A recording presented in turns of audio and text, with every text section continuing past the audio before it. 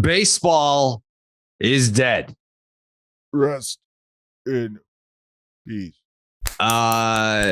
There's a major development. I thought we were done. So did I. With the Tommy Pham, Jock Peterson story. I feel like there's going to be layers coming out of this story for the rest of time. Major development here. and Dallas is upset. And when Dallas is upset, I don't like to see my guy upset like this. I don't know if it's upset. It's just you're upset. It's hard to walk away from this feeling like Trouty doesn't take a hit here. It's hard to walk away from this feeling like our guy, feeling like baseball's guy, might be a little slippery. Yeah. Might be a little slippery. I don't know. I think he had a good counter to it, though. I think he had a good counter to it. I don't. That's part of why I'm like, what the fuck are we doing here? All right. This is not Derek Jeter, New York, like media handle the media like 101 here. This is, you have left, you like cracked Pandora's box open yourself with a crowbar and then just like ran is what I feel like happened here. Like, yeah. I'd love to hear how you think he handled it well, because I'd like to respond to that. It's not that I think that he handled it well. It's just that, this is what, our 6th or 7th season podcasting together. You know that I love a good semantics battle. You know that I love a good counter where it's like, you may not have dodged a bullet, but you didn't get shot in a way. And his response by saying, every commissioner gets booed. That's true. Great response. Great response. Mm-hmm. But that would have been a great response if he would have left it there. If he'd have left it at that. Yeah. All right. So let's dive into it. I mean, obviously, if you're a baseball fan, you're listening to this podcast, you already know. And by the way, Jake, how many do we have the Philly fan number calls? Oh, yeah. How many do we get? Yeah. I picked out about 15 of them. All right. You poor fucking people. I feel so bad for you. Are they good? Did you listen to them? It borderline sounds like a suicide prevention hotline. So if you missed this, we love Philly fans. They're passionate. They're self-proclaimed assholes. I don't think that they're assholes in the sense that like Yankee fans can be assholes, Astros fans can be assholes. Philly fans are just like, we're assholes because we love our team so much. It's a different kind of asshole.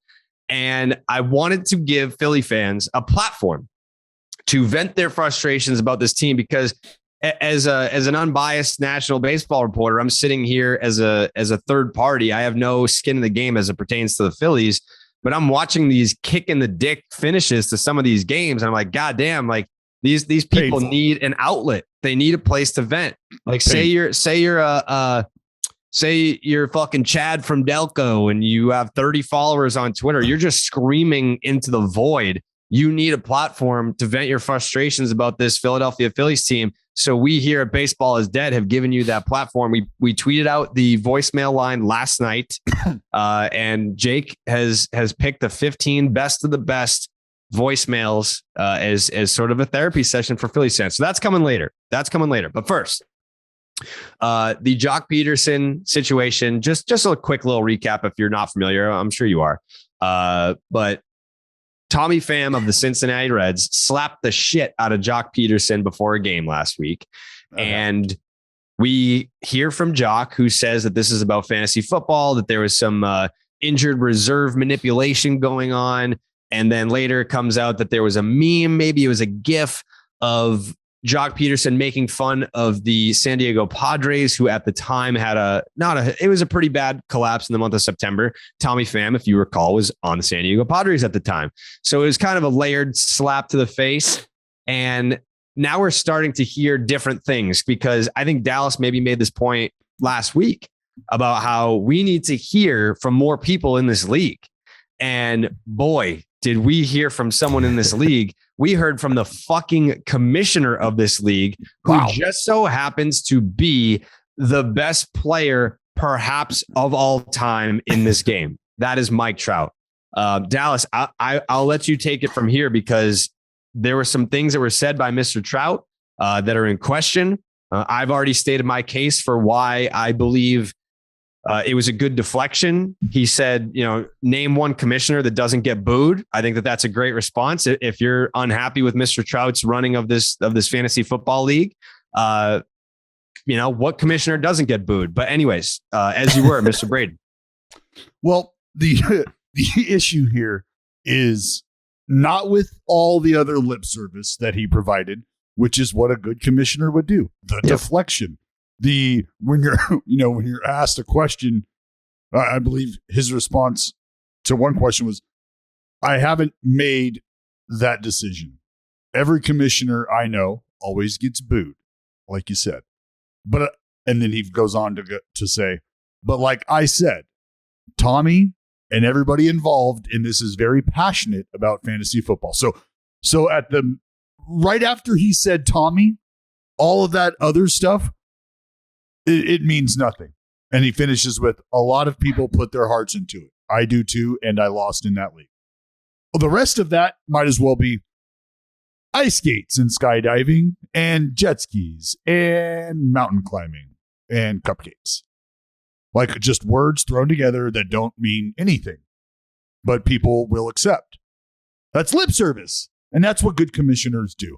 But at the bottom, at the end of it all, he says some things that if you think about how things boiled down, how things went down, and how I've heard some people look at Tommy Pham like, bro, geez, chill out. It's just fantasy football. Like, damn, holding on to this for a year, blah, blah, blah, blah, blah.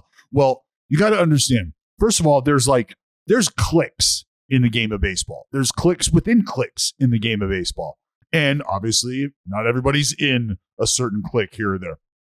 But the idea of the amount of money that is involved in certain things, that just doesn't get lost on certain people, no matter how big a paycheck they have, no matter how much time they have spent in the big leagues. Like, none of that matters. Like, if we're playing for money, there's a level of integrity here that I expect to be followed.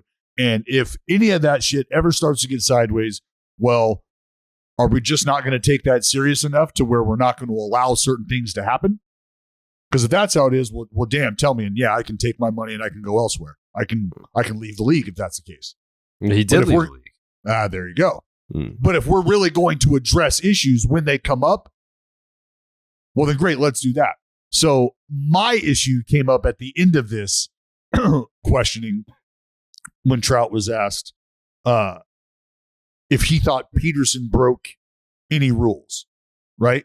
Because Pham's whole thing was, like, this dude's abusing the injured reserve list, like he's stashing players, and like that can't happen. So what's going down? And Trout was asked, like, did Jock Peterson break any of those rules? And Trout responded with, I'm not answering that question. It's in the past. You guys just keep dragging it on. But it's a legendary fantasy league for sure. I want to know what the buy-in was. And right now we only know Jock, Tommy, and Trout. But I want to see if maybe we can poke around and get some anonymous sources to tell us what was they the said. buy-in. I know what it is. They said 10,000. Yeah. Oh, 10K. they did say it publicly. 10K. 10K buy-in. Did they say like what first place got? Well, you just do the math. If it's it's divvied up differently in every league. Some people are winner take all. Some people you get. But money if your seat for league's second, paying third, out fourth. any more than third place, like, you need to tighten that up. Especially for So 10K. I mean, if 10K, like, you might have an agreement where it's champion winner takes all, or it's like you make it to the championship and you get whatever, like 20% or something like that. Like my leagues, we pay out the top three. Okay. Yeah, so like we don't know. I mean, it's not a universal thing. Like, Right. I want to know. Like, Nope, are you absolutely talking not. like Yeah, I our would be fantasy pretty baseball league, that's a great point, because our fantasy baseball league, winner take all. Yeah. We got to know those details. But 10K buy-in, that's steep. That's steep for us. It's not so steep for major leaguers. I mean, when you're talking about Mike Trout making $426 million total, but Yeah, but again, depending on how this thing shapes out, depending on how the payout works, like straight up, you're talking about $100K off Uncle Sam's radar. it's true. It's true. Not anymore. Now it's definitely on the radar. Yeah. Well, IRS I mean- is going to be banging on Trout's door. Being like, Yeah, who won? Who won Yeah. this fucking league? Yeah, no, but I mean, like straight, like it's a tough spot. It's a tough spot for a guy like Trout to be in, because dude's like, come on, really? Like, I don't want to be dealing with this shit. I'm trying to just be the greatest baseball player of all time. Like, can't you guys figure this shit out on your own? Well, that's a bad commissioner. Well, that's part of the, and I was just You're gonna the say, commissioner. You gotta dive the fuck in there. Be like, I got an issue. I have two players that are arguing with each other over the rules. I mean, if you're the commissioner, I'm assuming you came up with those rules, or at least you were the final say on those rules. And if one person is complaining about a rule, but he's also like they're both parties are kind of guilty of breaking said rule, well, that's up to you to mediate. And if your player has now left the league of a 10K buy-in, that's a problem. That's a black eye on this regime. Well, it's a bad look. It's a bad look. And when you think about trying to get other people to come and play in the league, like, again, I don't think Mike Trout is going to have issues along with some of these other guys that are in the league. If they're like, hey, you want to come join our league? Yep, sure do. Guys are I'll in, join. right? Guys are I'll in. join. So that's not going to be a thing. Like, it wasn't hard to fill Tommy Pham's spot. Yeah. See, this is Okay. where it hurts baseball is dead to have Dallas on as a co-host, because it's like, oh, you want like inside sources for something like this. There's no way there's an Oakland A's player in that league because they can't afford that buy-in. What are you talking about? You guys are poor. You got fucking Elvis Andrews in that clubhouse, buddy. That guy's been Is he in playing the big league? league base. That Is guy's he in been the league? playing big league baseball for fucking Is he in the 15 league? years. Is he in He's the league? not. He's on the league. No. But this is the problem. We don't even really know, because Trout is sealed lips, and Trout's a great player, but he's also obviously a bad commissioner. It's pretty much been confirmed. his his ruling is there's some question marks here. There's some question marks about the office of Trout. I have a problem with what he said too, because it's like, yeah, commissioners get booed, but I don't know one fantasy football commissioner who gets booed. Oh, I get booed. I can't speak from experience, but I've never played fantasy football, but I've played in some fantasy baseball leagues, and I mean, the commissioner every time is So then hold on, power hungry, tyrant. So this is what we That's do. true. We're gonna have a baseball is dead fantasy football season. What? I don't even know if I can name 5 players. 10K buy-in. 10K buy-in. Yeah, dude. And and Joe, Jared will cover you, he said. Let's go. Let's And go. I'll be the commissioner. I'll be commish. No funny business. 10K No fun. buy-in, fantasy football, just a quick 10K. I don't know anything about the players. Let's roll. I might, if it's a 10K buy-in, I might just like hire an expert at DraftKings to draft my team and like pay them to manage that's it. knowing not that, like the You payout can't is. you can't outsource. You can't do that. Yeah, I can. If As I'm a the commissioner, general you manager of can't. the I'm team, telling you, guess- you can't. if I'm the owner of the team, I just hired a GM. So fuck you. You can't do that. Yes, I can. I'm the No. commissioner. I just made the rule. I'm It's the not how it commissioner. works. All right, can I do that? No, you my can't. buddy does that in our football and baseball league. It's him, but then it's his 2 brothers who I know very well that are fucking making moves on the waiver wire. Like, so you got 3 people watching one team. Yeah, I mean, like, listen, if that's against the rules, Yeah, it's not. I'll just tell you I'm not doing it, but you'll never know that I'm doing it. It's frowned upon. Oh, I'll just buddy. cheat. We'll fucking know. Yeah, you'd hate to see a roster get locked. That'd be unfortunate. I mean, what if I just like read up on football and just become really good at fantasy football? Well, first of all, you can't read. I'm not worried about that. That's true. What if I watch YouTube videos about it? I mean, you can learn all you want. It's not gonna matter. That's what you think. Next thing you know, I'm going to be the champion of the Baseball is Dead No. Fantasy Football League. We're doing this. We're doing this. Baseball 10 is dead. 10K Fantasy buy-in. Football League. 10K buy-in. 10K buy-in, and we're going to be doing some shady shit. Like if if you think I'm not going to be doing shady shit, you got to catch me. We will catch you. We already have players. a I'm department. I'm stashing an entire team of players. If Trout says it's okay, why can't we do it? Right. Like, does this set a precedent across America?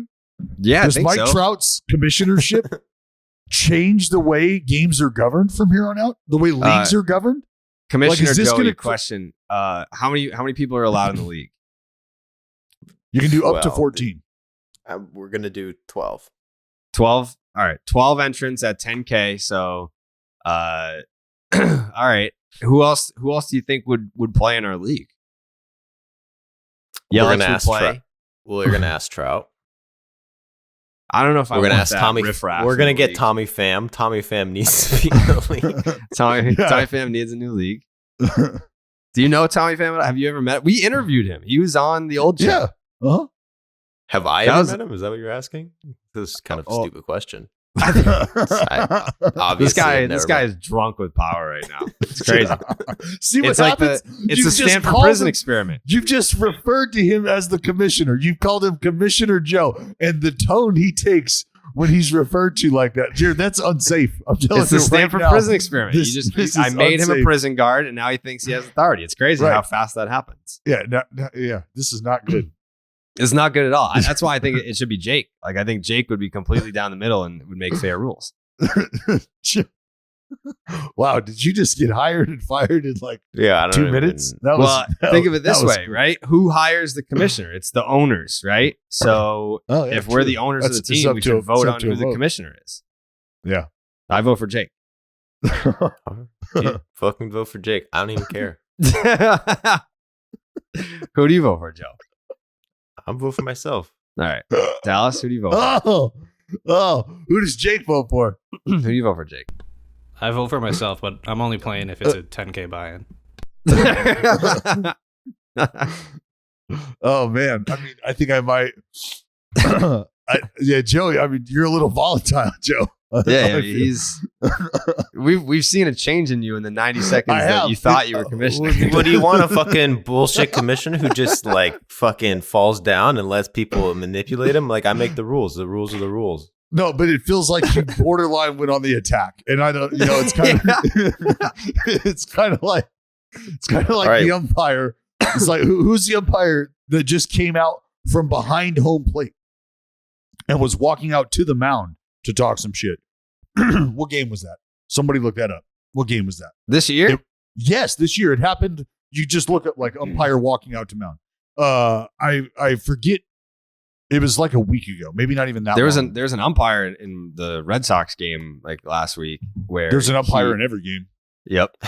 And he got hit in the fucking head and like had a big major like concussion moment.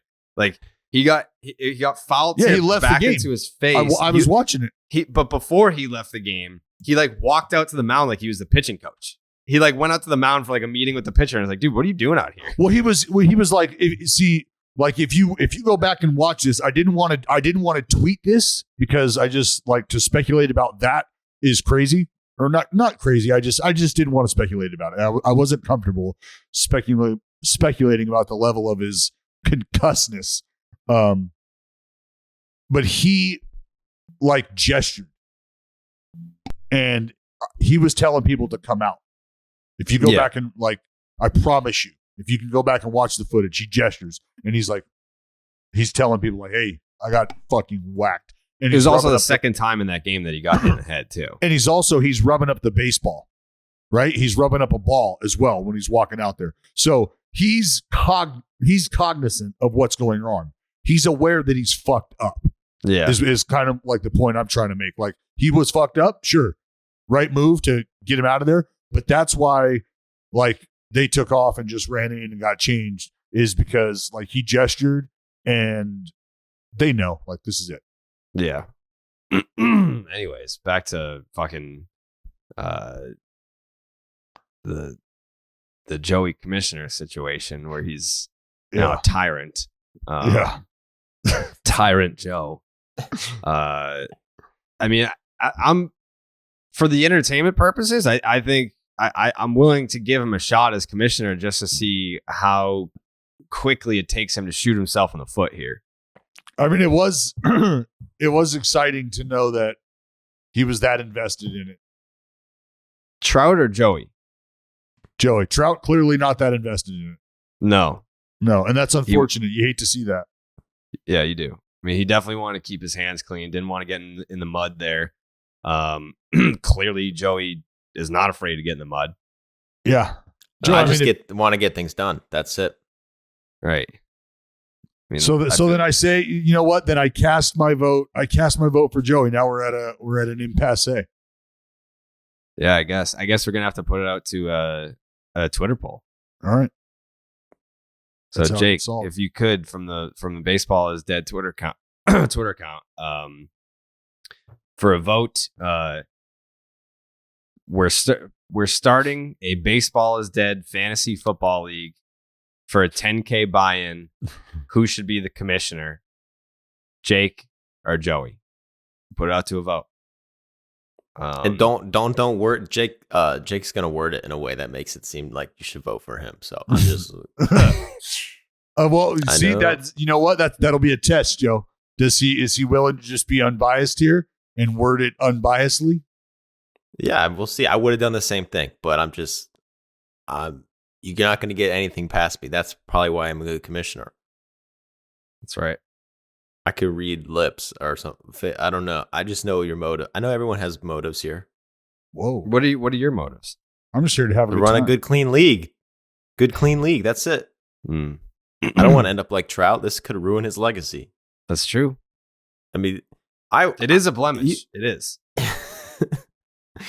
I feel like you think if Mike Trout, and I remember tweeting this a while ago, but I think this is actually a good question. If Mike Trout, like tomorrow, hit an umpire in the face with a baseball bat, they just got pissed, just knocked him out with the bat, do you think he'd still make the Hall of Fame? I think they'd make him miss a year, like Alomar. No, he makes it. He makes it. I don't think. I think it all depends. Is the umpire is he just stunned? Does he die? Does he have brain damage for the rest of his life? What is happening? Why do we have Mike Trout beating an umpire with a bat right now? We're just having a discussion. It's a podcast, Dallas. Theoreticals. Yeah, I'm not saying you're ever do this. Situations here. But if he just socked one, bad call. Like the game's on the line. Yeah, just fucking. No, yeah. The team's struggling. We're starting a Baseball is Dead fantasy football league, and we're putting the role of commissioner up to a vote. Joey or Jake? See, Jake was even classy enough to put himself as the second option. You see that, Joey? That was great. Yeah, wow. I might have to vote for Jake now. That was just really good. That was good unbiased tweet. Yep. Yeah. 10K buy-in.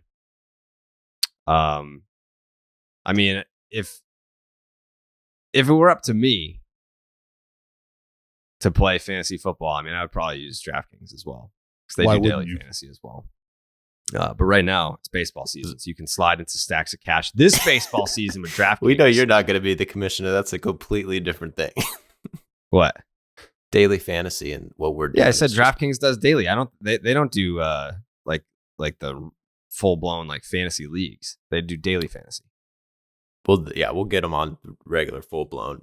Yeah, but this is just baseball that we're talking. Jake out to an early lead here. Sliding in stacks of cash this baseball season with DraftKings Sportsbook, an official sports betting partner of Major League Baseball. New customers can bet just $5 on any team to win and get $150 in free bets no matter what, win or lose. Looking to turn a small bet into a big payday during MLB season with DraftKings same-game parlays? You can do just that.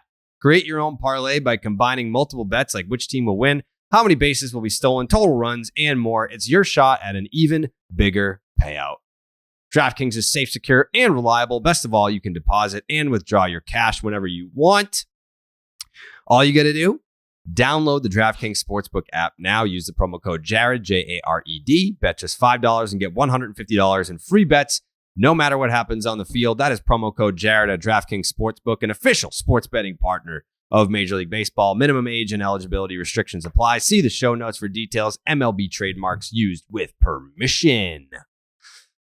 What else we got, Jake?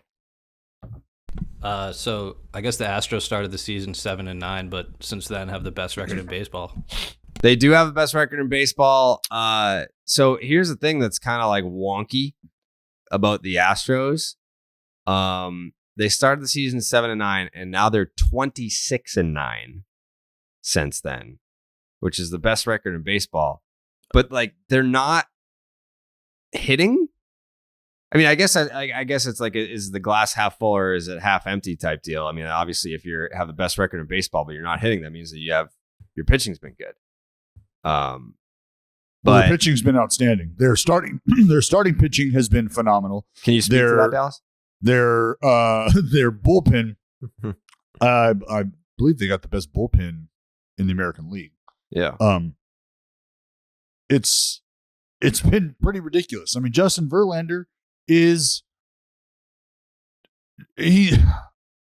don't even really know what to say about it anymore. I was saying this on the air, like watching him work. Like he still has electric shit. He's still up there running it up 97, 98 miles an hour. So it's not the 101. Oh, damn. The dude's 39 years old with another tendon. And that is true. Just blowing people away. Blowing people, dominating people. I mean, through 6 innings, he was baffling the A's hitters. Baffling. That's not hard. Easy, pal. It's you just not wait. easy. You just wait. So I'm looking at it right now.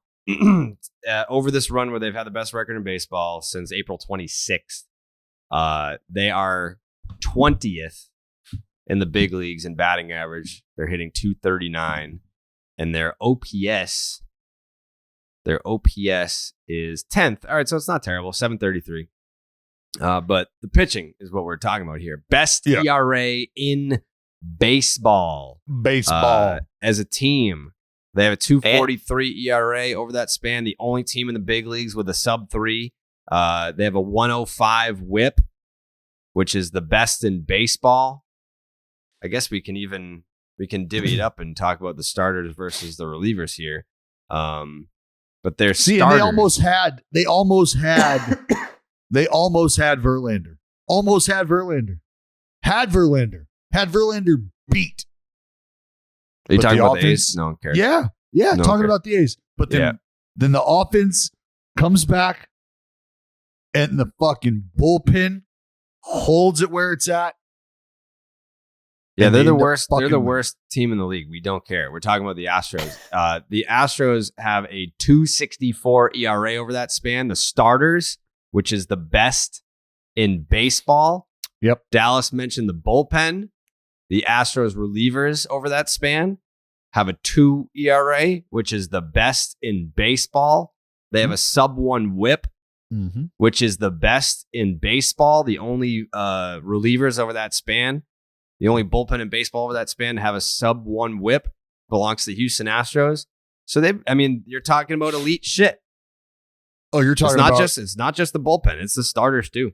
The starter, dude, and let me tell you, just fucking side note. I was walking down to the field, and I was actually coming out of the elevator. And as I'm coming out of the elevator, Framber comes walking out of the gym. And I don't know if he just got done doing the 93rd set of shoulders, but this dude, Jared, this dude legitimately looked like he walked in to a fucking pumpkin patch and was like, give me the 2 biggest pumpkins you got. I'm just going to throw them on each shoulder and walk right out of here. Like, the dude is Framber? Bouldered up.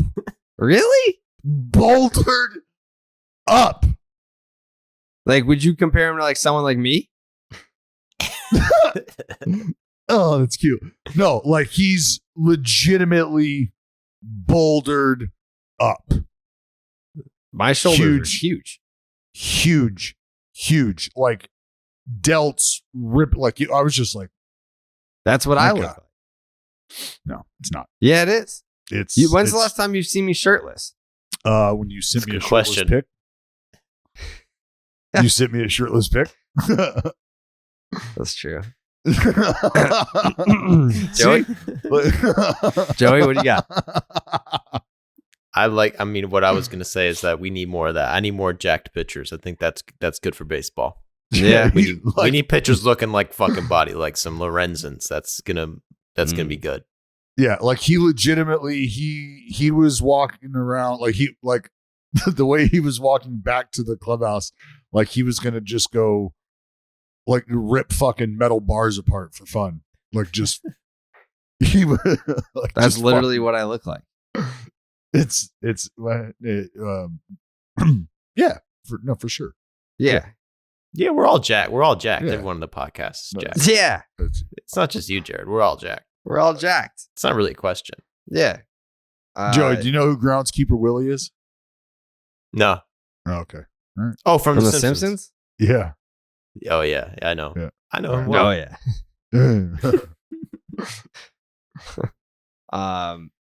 Yes. Wait, but before we move on to the Astros, are we still okay? I will add this: is that if you're going to come after them for hitting, I think that's only a positive because they're going to hit.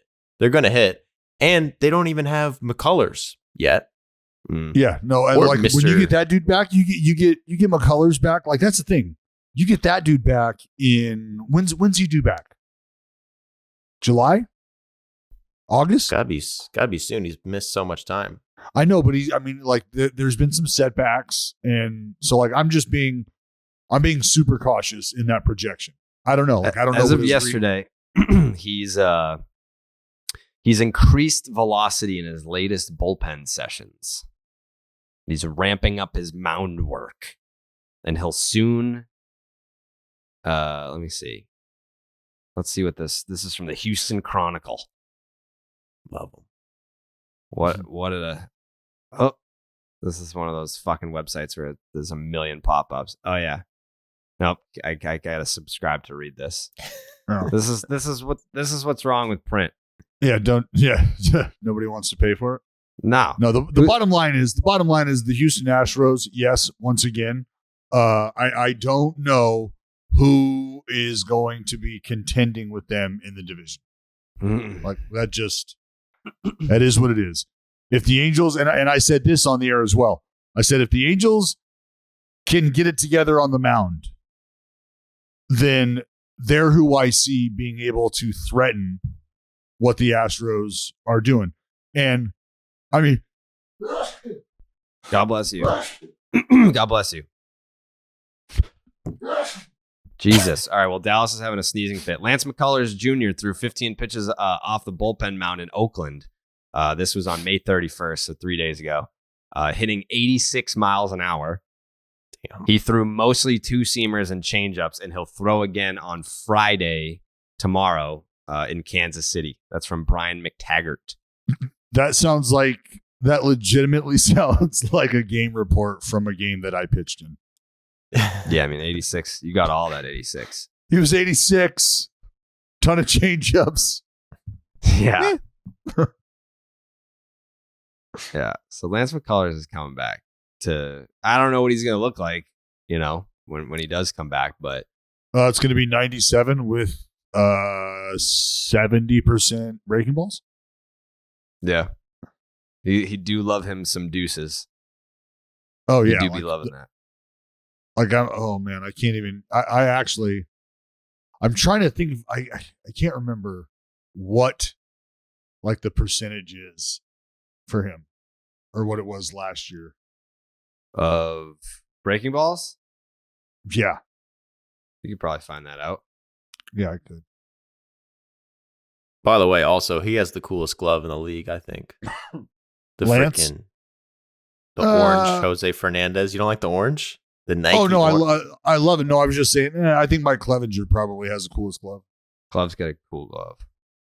He's got a cool glove. I feel like Clevenger has like 7 of them. It kind of throws my brain off. You don't really get the same look every time. Last year he was 25% curveballs, which is down. Well, yeah, but it's you got to add the slide piece in there too when you start like talking about breaking ball usage, total breaking ball usage. You're over 50%. Got to do some fucking math. It's about 50%. It's 25 and 23.9. Mm-hmm. And this is where like you're always going to get like slight discrepancies because curveball, slider, cutter, depending on who's tracking it, like, and who's logging that information, those pitches get picked up and categorized differently. So, right. Yeah, it's from Fangraphs. It's all in the same. It's all in the same area. Yeah. 2016. It looks like he only registered a slider last year. 2016 curveball percentage was 49.5%, 47.4, 46.7, 37.6 in 2020. And then last year was the slider curveball 25 and 23.9. Yeah. Last year, fastball, cutter, slider, curveball. Yeah. Change last year was his lowest fastball percentage usage of his career. 34%. Yeah. Opponents hit 293 against that fastball. That's and they hit 149 on the curveball. They hit 151 on the slider.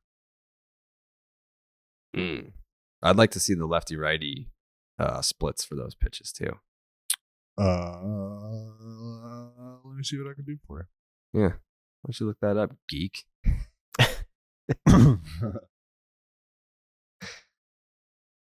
What else we got?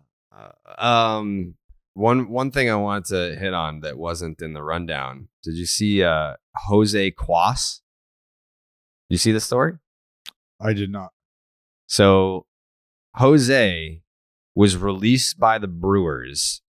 He was a prospect for the Brewers, struggling a little bit, so they converted him to a pitcher.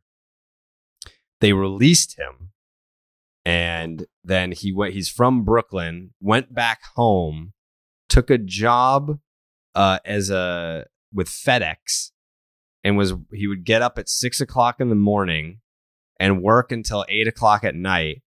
And his younger brother didn't allow him to give up on his dream of pitching in the big leagues. So after working for FedEx all day, would take him down to the park and just play catch with him to stay in baseball shape. And a couple days ago, made his big league debut for the Kansas City Royals. Yes. Yeah. Yep. Oh, that's fucking cool. Awesome. Yeah. Let's see. Jose Cuas? Yeah. Cuas. That's so dope. Yeah. He threw one inning, struck out a batter. He faced the minimum. Yes. No hits. Yep. With a punchy. Yep. Got a ticket. Good for him. 28 years old. So still has some run in him if he can. Oh yeah. He's got some life in him. Absolutely. Yeah. Absolutely. Yep. I love hearing shit like that. That's beautiful, man. That is beautiful. Yeah. I know it's a baseball podcast, but I have been told time and time again that the Kurt Warner documentary is like must watch, or the Kurt Warner movie. I'm like, really? Must watch? Like that's an aggressive label to throw on something. Must watch. Mm-hmm. But just the message, the idea, guy went from bagging groceries to Super Bowl MVP. Yeah. Like story of perseverance. I'm always here for that. Yeah. Speaking of groceries though, got to talk about Freshly. Oh. Yeah. Delivering the hits, food, bud. It's food that's, try and follow this, Dallas. It's food that's fast, but it doesn't have to be fast food. You know what I mean? Totally understand that concept. Like it's easy to make, it's quick. Yep. But it's not like you're sitting in a drive-through and it's terrible for you. Right. Got it. It's quality food. Yep. Without the hard work. Because I don't want to put that in, especially when it comes to my meals. Their meals are designed by nutritionists, cooked by chefs, and then delivered fresh. Other meal deliveries need to be prepped and cooked, but Freshly is ready to eat in 3 minutes. 3 minutes. Because no one wants to spend an hour cooking dinner after a rough day at work or an infuriating commute. At the end of a long day, takeout doesn't have to be your only option for an easy dinner. Whether it's for you or your whole family, Freshly gives you convenience, flavor, and nutrition. Get delicious, chef-made, nutrient-packed meals delivered straight to your door. No cooking required. Fresh and never frozen. ready to heat and enjoy in just 3 minutes. Use the Freshly website or their app to find meals that fit your lifestyle with plans that work for your dietary needs, preferences, tastes, and family size. Choose from over 50 nutritionist designed entrees like their classic steak peppercorn, multi-serve sides like their masterful mac and cheese, or their new line of plant-based meals, Dallas. Skip the grocery shopping and the dirty dishes. Your meals arrive cooked and fresh every single week. New meals are added weekly, so you're never stuck eating the same thing over and over. And listen up for this fucking deal because it's a great one. Stop stressing about dinner. Right now, Freshly is offering the listeners of Baseball is Dead $125 off your first 5 orders when you go to freshly.com/Jared, Jared. That is $125 off at freshly.com/Jared. Jake, what else we got? So Joey Votto went 0 for 4 last night due to the Red Sox incredible pitching staff. Correct. Which drops him below 300 for his career batting average. Oh no. How many? So this is his 16th season in the big leagues. He's 38 years old. He did tease a retirement, even though he has a couple of years remaining on his contract, Dallas. Quote unquote. Quote unquote. You know, he teased it. I don't think he's going to retire, but he definitely wanted. He's a troll. He wants to do that. He wants people to think he's going to retire. Yeah, it was just him saying, "Oh, look, this guy thinks I've got a year left. Enjoy the ride." Blah blah blah. Yeah. Joey Votto on the season right now is having a very un-Joey Votto-like season to start. 33 games, 110 at-bats, 133 plate appearances. He's hitting a .173 with a .616 OPS. The .316 on base is about 100 points below his career on base of 415. What do you think kind of goes through someone's head like this when they're a future Hall of Famer? They're having a season like this. They know that they're at the end of their rope here. They're 38 years old. Like, what do you think goes through a professional athlete's mind when they're like, man, like I've been in the league for almost 2 decades. They're looking up at the scoreboard when they get to the plate and they're seeing those numbers and like, man, like, am I done? Like, do you think that those thoughts go through someone like Joey Votto's head? For sure. Whether you want to admit it or not. And I would say what is being like the secret, like, I can't have that, is 300. Do you know how much better it is for guys to be able to walk around and say that? Like, career 300 hitter in the league.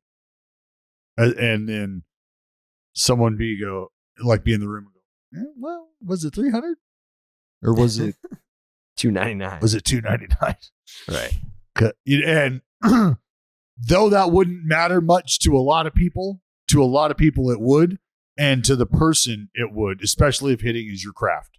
And you've always been like, it's been drilled into your brain that that's this benchmark, right? Like, this is what separates like good from elite or great from elite. Like 300 hitter going to the Hall of Fame. I've been hearing that my whole life. I get a hit 3 out of 10 times, I'm a Hall of Famer. Like, we have different metrics now that I think are becoming more important to the analysis and the way we analyze players of yesteryear. We're now looking at other things, but that's still something that's a big deal to people. And I would think Joey Votto just, like, what? The dude popped out to the fucking pitcher or whatever for the first time in his career? Yeah. Does anyone, honestly, though, how many pop-ups do pitchers catch ever? It's a good question. It never doesn't happens. happen a lot. But it is a long time. I will give Joey respect for not popping out to the pitcher. Anytime it does happen, it almost looks like an accident. It's almost like if the pitcher catches a pop-up, you always like look at the first baseman and third baseman and be like, all right, who fucked up here? Was it the pitcher or was it the first baseman? It was the pitcher? I think it's first base. Pitcher. Yeah, so I thought it was first base. He popped it to the pitcher for the first time this year. In 2019 was the first time he did it to a first baseman. Yeah. But he doesn't pop up in the infield. There's a crazy stat, I think, between like 2010 and 2014. there were more perfect games than Joey Votto infield pop-ups. So yeah, and he's never pulled a ball into the stands in the right field, right? This is from Jeremy Frank, MLB Random Stats on Twitter. Joey Votto pop-ups by year: 2010 0, 2011 1, 2012 1, 2013 1, 2014 1, 2015 2, 2016 0, 2017 1, 2018 0. This is from July 2018. Since 2010, Votto has popped up 7 times with the same amount of plate appearances. The MLB average player would have popped it up 127 times.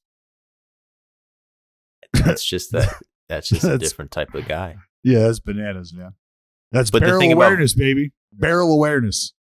But the thing about Votto, it's like he doesn't even do that anymore. Like he completely changed his hitting approach, where it's like he used to be like that guy who was like cared about average, had the highest average on base. Well, yeah, now he's like going for the fences. So that's, you know what? That's a good point, Joey, because if he's willing to sacrifice those long-term numbers for a more a more expedient return, meaning I'm going to hit some more homers, I'm going to increase the power side of things. Like if that's what he's doing or willing to do, understanding that it looks like the career average could potentially take a hit. Like, are you willing to be a career 295 guy? And is there a number as far as homers go that he's okay with? You know what I mean? Is that what he's after? Is there a number like OPS that he's after? Maybe you think about that. Yeah, I think that's definitely his new. He hit his record home runs last year, like 38. That's insane. He totally changed everything.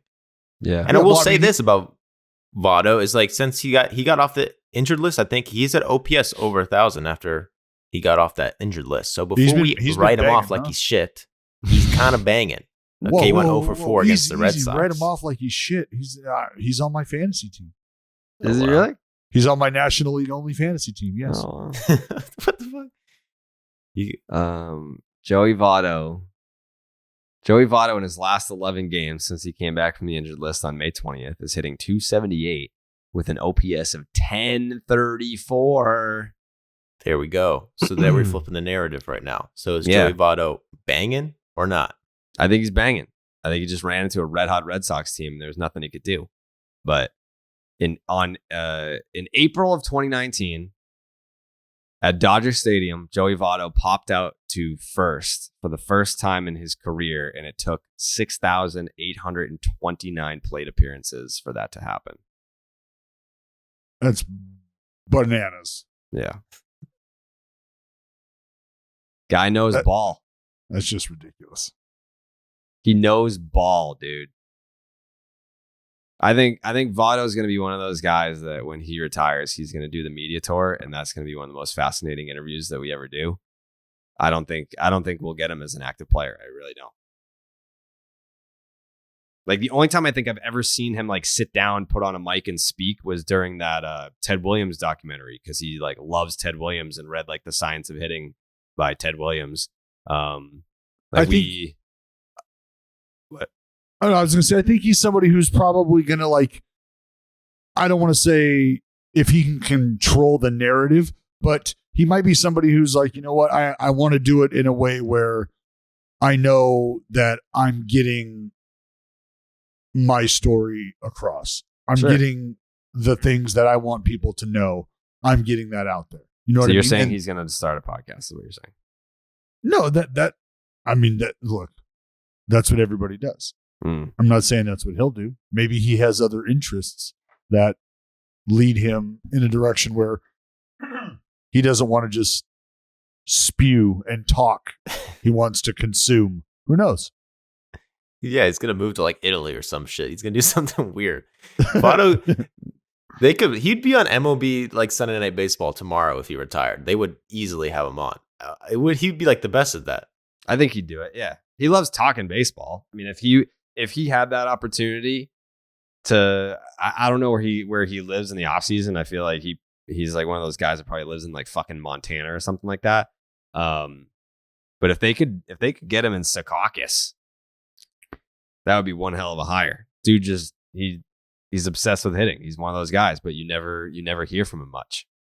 Yeah, you get in deep in the brain on that subject, and you can go, man. Yeah, you can go. Jake, what else we got? Did you see the Padres release Cano pretty quickly? Cano, don't you know? He's done, man. I think he had I said it. He had officially 12 games, 34 plate appearances with the San Diego Padres, and I think he had the second worst wins above replacement in baseball. Is that right? Probably. Probably pretty close. How the fuck? How do you make that much of a negative impact in that short amount of time? I'm looking for the official stat here. I know I saw it this morning, but this has to be the end of the road for old Robbie. Yeah. Yes. Yes. Okay. Here it is. From Michael Mayer. Robinson Cano is now.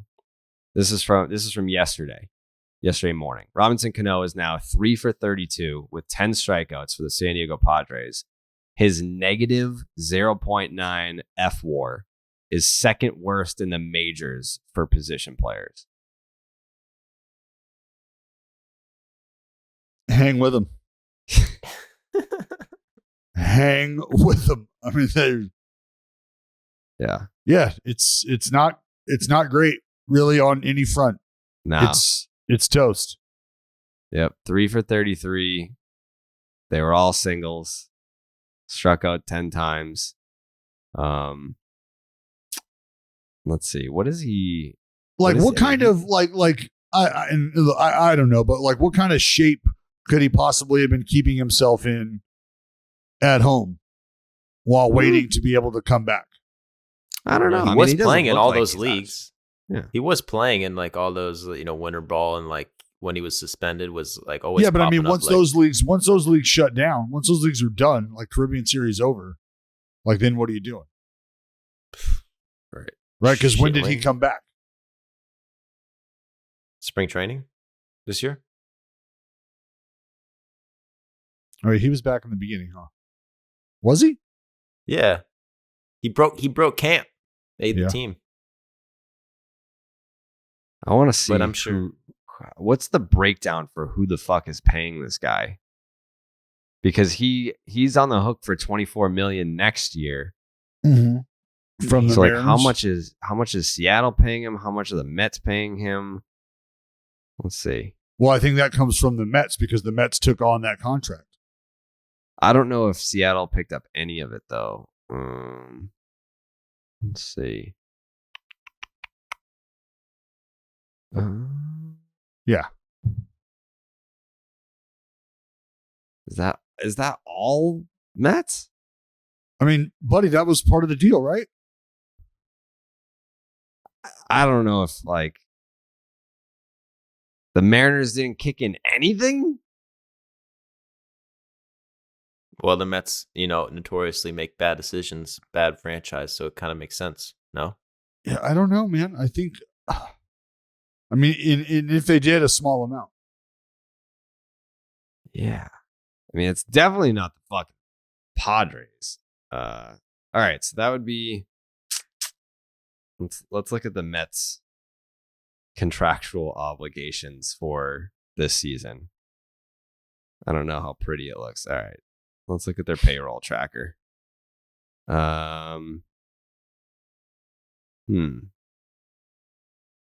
Seattle pays $20 million? No way. No way. Either way, he's done. I don't give a shit who pays Cano's money. He's done. He's done, but I mean, like, the fact that he's still getting $24 million next year, it's like, who's writing that check? So do you think he got lazy, Dallas? Just like I always kind of think that like if you're in the majors for like 10, 15 years and it's like, do most people I feel like get bored, right? And like I feel and there's a different, like when I say stay in shape, like look, I don't know what kind of work he's doing in between. Like is he working the way he used to work? I don't know. Like in a winter ball setting for him, where like those guys who are big name guys, they don't have to do much. They go over there, they take their at bats, and like when the team travels, sometimes they don't even travel. So the Mariners paid $20 million total. So they paid the Mets paid Cano $24 million this year. So that $20 million carries over to next year. And then the Mets will pay Cano $3,750,000 next year. So the Mets are still on the hook for the full 24 of Cano this year. That's fantastic. Yeah, it's just a quick little 3.75 next year that they got to pay him out. But he's getting paid. He's getting some M's money and some Mets money next year. Good for him. Yeah. Happy retirement because he is donezo. No chance. Jake, what else? Mookie Betts is on fucking fire. Yeah, he is. You like Mookie Betts, Jake? I love him. Yeah, good player. Good player. A little check-in before we get into Mookie real quick. The Fantasy Football League, the Baseball is Dead Fantasy Football League, it is 59.8% in favor of Jake. Damn. What do we do? Man, we gotta get those numbers up, Joe. Yeah. Wait. I didn't even retweet it, dude. And all my people are ride or dies. That's true. Why don't you do it? Let's do that. I'm gonna do that right now. Well, Jake didn't even tag me. That's obviously on purpose. That's where I didn't tag myself either. That's where he didn't tag himself either. That's integrity. The same thing. It's at the same time, you should have tagged both parties. He didn't tag himself. He didn't tag himself. That is true, Jake. I'm sorry. I apologize. At the same time, what's said is said. What's done is done. What's said is said. We can't take it back. You know what? You know what Mookie Betts is? What? Hold on. Because the month of May has been a pretty solid month. Yeah. You know what? Mookie Betts is going to be my April shower turned Mayflower. Over Paul Goldschmidt. Think about what you're saying here. No, what am I saying? What am I saying? So here, I got the numbers right here.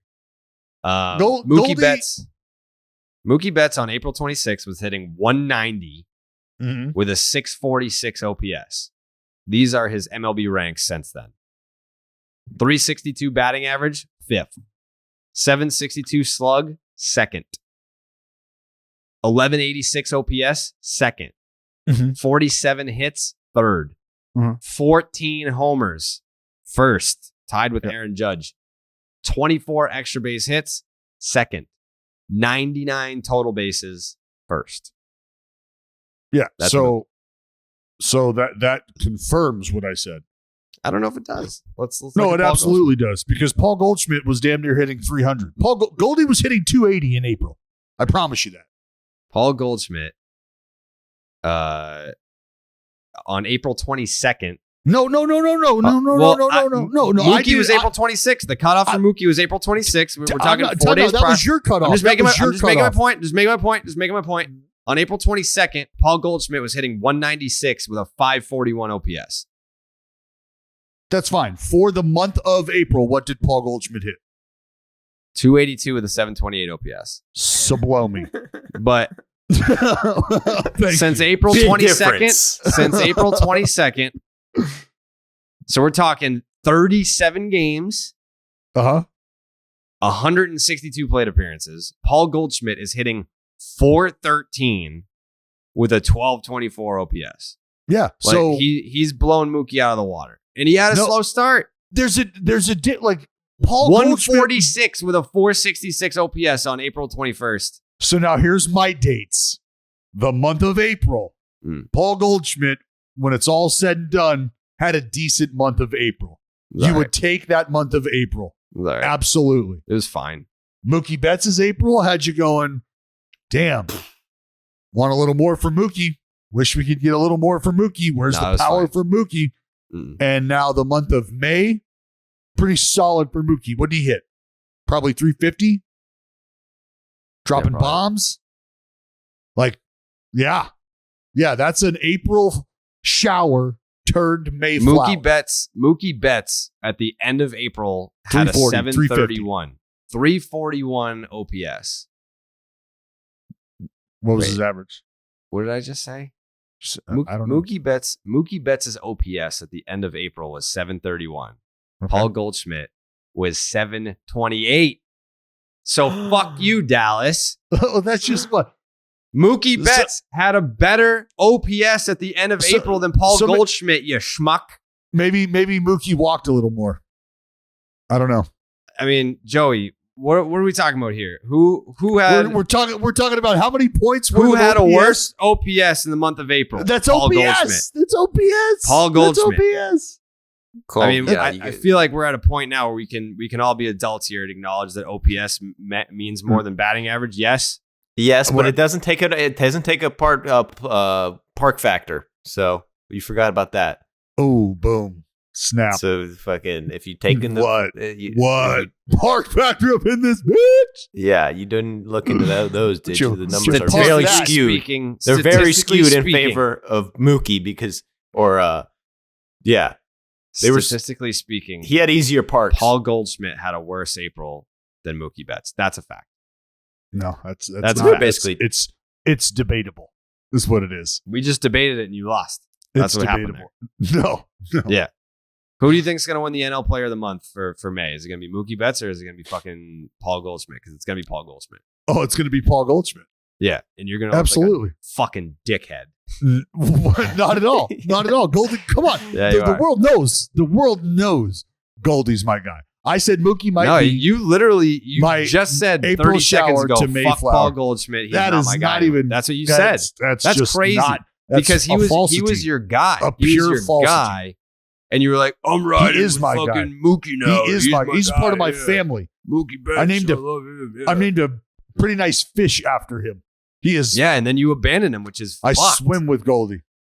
Crazy. I swim with Goldie. For the month of May, here are the numbers. Just in the National League. Paul Goldschmidt, 404. Yes. 404. Mookie Betts, 342. He's sixth. Paul Goldschmidt first. On base percentage, 471 for Goldie. That is first in the National League. Mookie Betts, scrolling. Where's he at?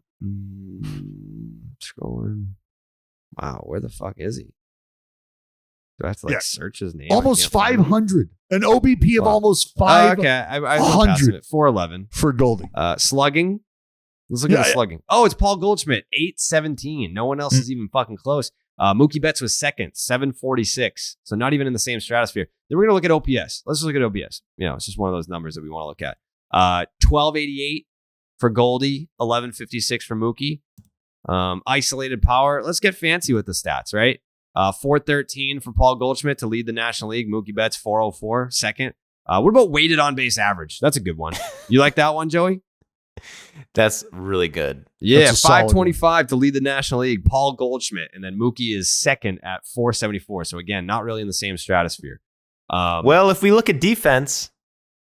Yeah, but defense, I don't know that any player has ever won the Player of the Month because of anything other than offense or like throwing a fucking perfect game. Like, did you get Player of the Month for you throwing your perfect game, Dallas, or did you get Player of the Week? I don't know, dude. I think because you also had a complete game after the perfect game. I imagine that you probably got Player of the Month. You definitely got Player of the Week. I think I got Pitcher of the Month or Player of the Month. Yeah, because I got to watch or some shit. Yeah. Well, it looks like Paul Goldschmidt is going to run away with the NL Player of the Month.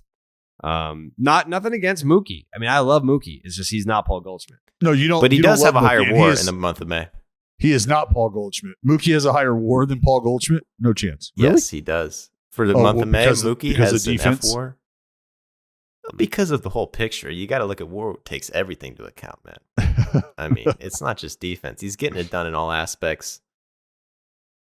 Nothing against Goldie, but Mookie's my guy. You love Mookie. I love Mookie. I love Mookie. My brother. I think he's talented. Goldie, I mean, we're talking NL MVP. Honestly, it's kind of fucking sad how you're just kind of like trying to crawl back to Goldie after you just told him that he has no shot at any Oh type no, of you consideration. you tried to turn this into me This is sad. not liking Paul Goldschmidt somehow. hate him. I don't know. You I don't hate know him. how or why you would do that. I That's simply crazy. remarked about Mookie Betts's. Yeah, you were trying to make a turn- case for Mookie being significant. turn You use the word significantly better That is than false. Paul Goldschmidt. That is false. I And- called Mookie Betts. I said Mookie Betts is Way better is than Goldie. my That's not April statistically shower not to true. Mayflower is what I Yeah. said.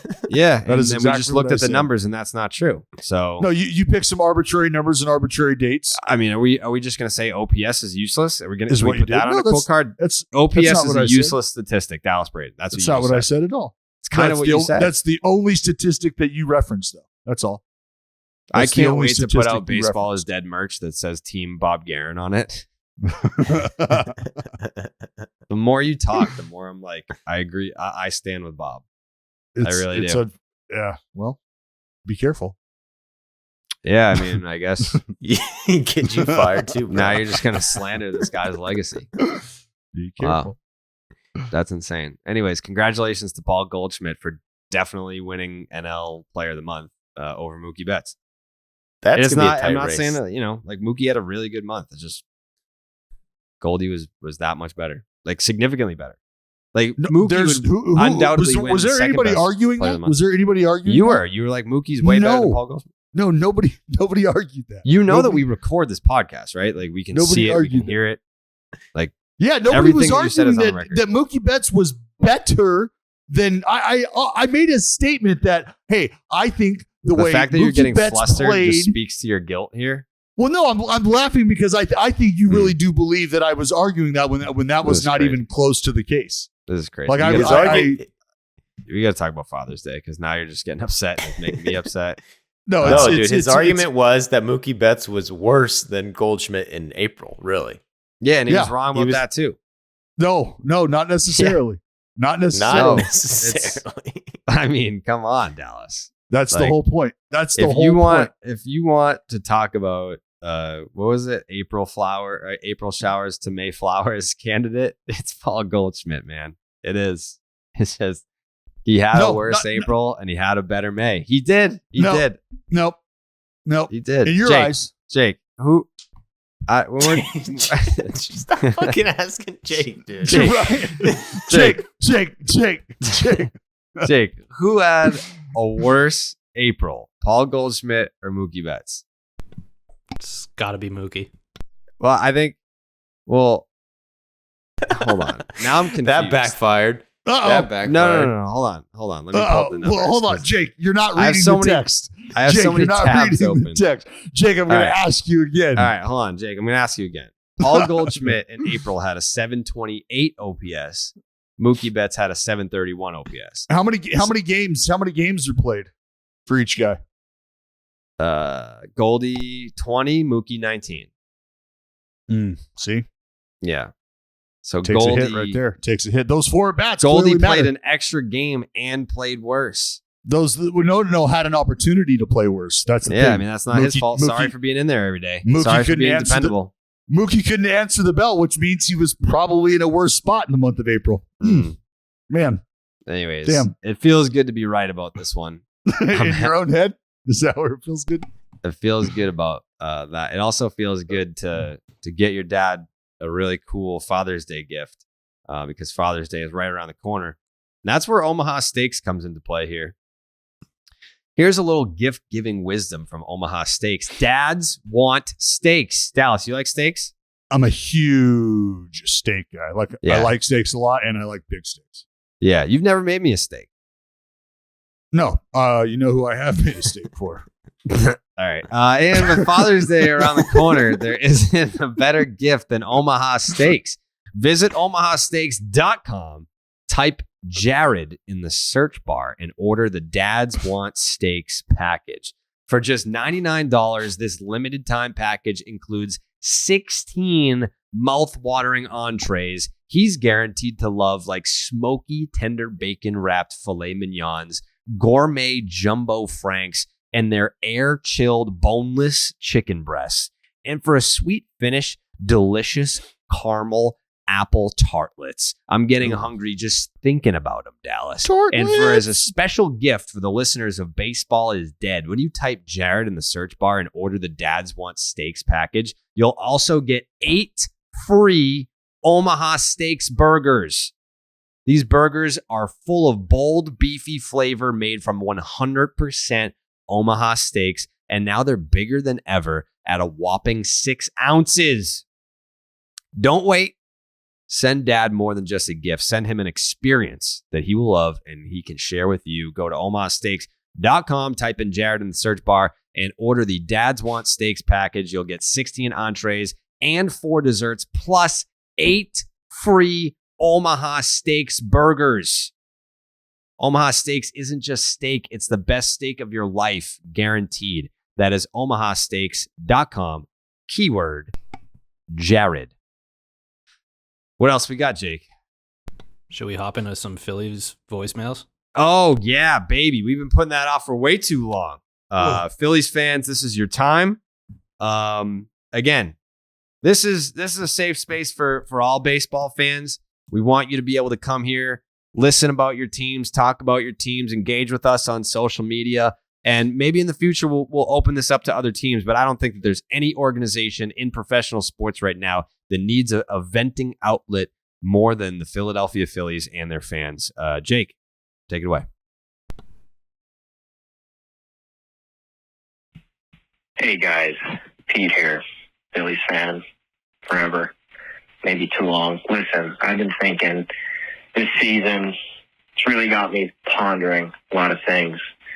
The main question I have is life too short to be a Phillies fan?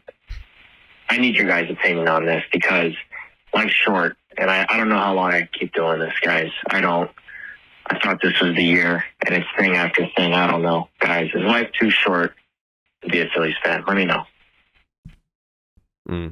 Joey, what do you think about that as a fan of a team that just came off a World Series title? You play in the same division as the Philadelphia Phillies. What would you say to this guy? Yeah, that's a tough one to answer. That seems like something you might have to answer for yourself, buddy, because it's like, do you really like the team if you're even saying that? This guy might not even be a Phillies fan. That's bad. That's not, I don't know, but I mean, look on the bright side. If you're the Phillies and you're a fan and your team sucks, you can yell and boo at them more, which they love more than anything. So like, I know it's tough, but at least it's a good way to get out your rage. Yeah, I think it's one of those things. In Dallas, you're learning this now too because your team fucking sucks. Those low moments, those are what make the moments that you win feel that much better. It must be, I don't want to say it's boring to be a Dodger fan, but when you just win the division every single year, kind of just like you fall into a routine. But when you stick through the hard times, like I'm a Red Sox fan. Red Sox have won 4 World Series titles since 2004. There's been a lot of fucking last place seasons in there. We've fucking traded Mookie. We traded John Lester. There's been some heartbreak big time in between all those championships that we keep winning. And I'll tell you firsthand, those great times, they feel that much better when you stick through the hard times. Yeah, I've never seen a championship. No, I have. Saw a championship back in '89. Yeah, I guess you did. Oh, that happened. Yeah, what were you? 4? It was real. It was real. It happened. How old are you? You were alive for it, but I was 6 years old. You're 6. I was 6 years old. A wee lad. It's all right. Our time is coming, dude. Our time is coming. It's a slow build. You can't make this. All right, Jake, can you do the next one? He's going to make this about the fucking A's. Can you do the next one now, please? All right, so yeah, this is a very pissed off Philadelphia Phillies fan. Man, I'm sick of this bullshit every fucking night. Always in a one-run game. Luckily, we somehow won one last night, but goddamn, Canable's just a home run waiting to fucking happen. My God, this guy's our fucking closer. Jesus fucking Christ, I'd rather have a fucking blind man out there throwing the ball up there. Corey Canable gives up a home run the second the ball leaves his hand. Oh, yeah. And Joe Girardi, how the fuck is he still our fucking manager? This dude is a fucking idiot. Give me Chase Utley's our manager, and this team will be turned around instantly. Joe Girardi is lifeless. He doesn't give a fuck. players don't give a fuck. They just go there, they collect their checks. They don't know how to win. They don't want to win. They're a bunch of fucking losers. I think we're only 2 calls in, but that feels like it's probably going to be the best, most accurate one so far. About that, if you were to, that was strong. Yeah, if you were to like generalize the collective thoughts of Phillies fans right now, I feel like that one is probably in line with the vast majority. Yeah, that hits home for a lot of Phillies fans. A lot of people, because they cover a lot of stuff there. They cover some bullpen issues. They cover the managerial hot seat that Joe Girardi might be in. Yeah, nobody's having fun. Yeah, that really covers a lot of bases there. That's well done. Yep. Next. Guys, help me here. I mean, really, jeez. If it wasn't bad enough, we just literally blew the future up to buy all the hitting in the world, and they just nerfed the baseballs. We have no pitching in the bullpen. All of our starters got to go 9 innings. Dallas, is there any way you can get the A's to come back to Philly? Please, I'm begging you. Please, help me. Who does he want to come back to Philly? The A's. The A's. Oh, that's weird. Careful what you wish for, bro. That might be a little worse. Yeah. Hey, the fuck? That might be a little worse. Well, I mean, we're on the uptick. We're on the uptick. We're a young group getting better. What the fuck are you talking about? But if you had, very true. No, if you had if you had the A's request last year and you got the A's to relocate to Philly last year with that core, with the Phillies' ability to spend, now that's an idea. But this year, no, that team sucks. But I think it makes a good point where the Phillies did like kind of, I mean, it doesn't look like it can get better. There's really no, are you going to buy another hitter? Aren't they over the luxury tax? Joey, we're trying to build, we're trying to encourage them and give them positive reinforcement. I'm saying it in a sympathetic way. Like, I feel you guys, but you are fucked. Like, it is looking bad. It is looking bad. I mean, and he says that with sympathy. So yeah, take that how it's presented. Okay, Jake, next one. This is Frank fucking Rizzo. I hate the fucking Phillies. They suck. That's it? He's mad. All right. Next. That's like a date night with Carrabis. It's over real quick. Yeah. Just being a Phillies fan is miserable. These people sound like they're in a fucking closet, like just hiding behind some old coats, trying to come to terms with like the decisions they've made in their life. Like, man, this could have been so much different. I could have been a Pirates fan. Life could have been so much better. We'll get to the Pirates. I know Pirates fans were tweeting at us being like, you better fucking show us some love. We're gonna. There's going to be some Pirates love coming. Buddy. Next one, Jake.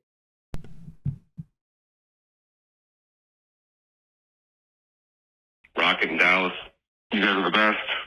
Keep up the good work. Appreciate you opening this line to allow us Phillies fans to vent. But honestly, we don't deserve it because we're stupid, because we follow this garbage franchise that, in spite of being around since like 1893, has won one World Series in 1980 and one in 2008. Nothing since then. Nothing before that. This is a garbage team, and we're morons for following. And we're even bigger morons for continuing to follow. So all of this misery is exactly what we deserve, and I'm here for it. And I hope they continue to feed it for me because I'll never learn. Take it easy, guys. See, that's the right mindset. Like, you're acknowledging that it's a bad situation, but that you're in it. I'm going like, you're nowhere. Married to it. Yeah. I'm going nowhere. Like, I've suffered. Like, you don't invest. Like, let's just say this guy is 28. You've invested almost 3 decades of misery into this team. And to what I said earlier, when you finally win that, I mean, if you're 28 years old, you're probably like in high school for 2008 or whatever. Getting that championship as an adult just hits different. Like obviously it's cool as a kid, but like you just have a different, it's a different feeling as an adult. If you buy a hat, you're a fan. Like for me, like if you buy a hat and you've bought a hat multiple times, you're a fan. That's a level of investment that late 20, early 30 men really have to think about making, because like you're going to have to stand in line. I'm going to have to carve out time to go buy this hat. So it better be fucking worth it. It better be something I'm committed to. And Phillies fans, like that's a guy that sounds like he wears a hat. Mm-hmm. It's a guy that sounds like he's bought a Phillies hat or two in his day. He's probably got a Phillies tattoo. Committed to the cause. He might have that P with the star, the bell, maybe have the Liberty Bell, the Fanatic. Mm-hmm. You ever see that tattoo with the Fanatic where his mouth is the guy's belly button? That if I was, yes, that's huge. If I was from Philly, that would be the number one tattoo. Like I'm getting the Fanatic, getting the Fanatic. How do you not? I love that. Sick tattoo to get. Next. Hey guys, a huge fan of the show. The amount of pain that I go through on a weekly basis with this team, and they just find ways to lose in the most miserable ways possible. Like, it's not just like a normal loss, like oh, we tried hard. No, it is always the most gut-wrenching fucking thing in the face of the earth. I hate it, but you bet your sweet ass that I'm there every fucking night, every fucking day watching this goddamn team till the day I die. Till the day I die. Go Phils. I'm just very excited to get hurt again. But yeah, keep up the great work, boys. Yeah, go Phils. See, that's what I like to see. They hurt me. This team sucks. I hate them, but I'm going to be there every single night. And it's early. It's early. It's not even summer yet. Let's go Fightins. It's the guy who he walks into his bedroom every night, spreads his legs, and is just like, kick me right in the dick, please, before I go to bed. I love you. Good night. Mm-hmm. Yep. That's Philly, baby. They are they take their lunch pails to work and they watch the Phils lose and they fucking love it. They wouldn't have it any other way. I'm gonna be very excited to see the Phillies actually become good. I'm gonna be honest. It's gonna happen. Listening to some of these voicemails has me like for all the scumbaggery that Phillies sports fans have been accused of, have been found guilty of, are guilty of. Mm-hmm. Like there's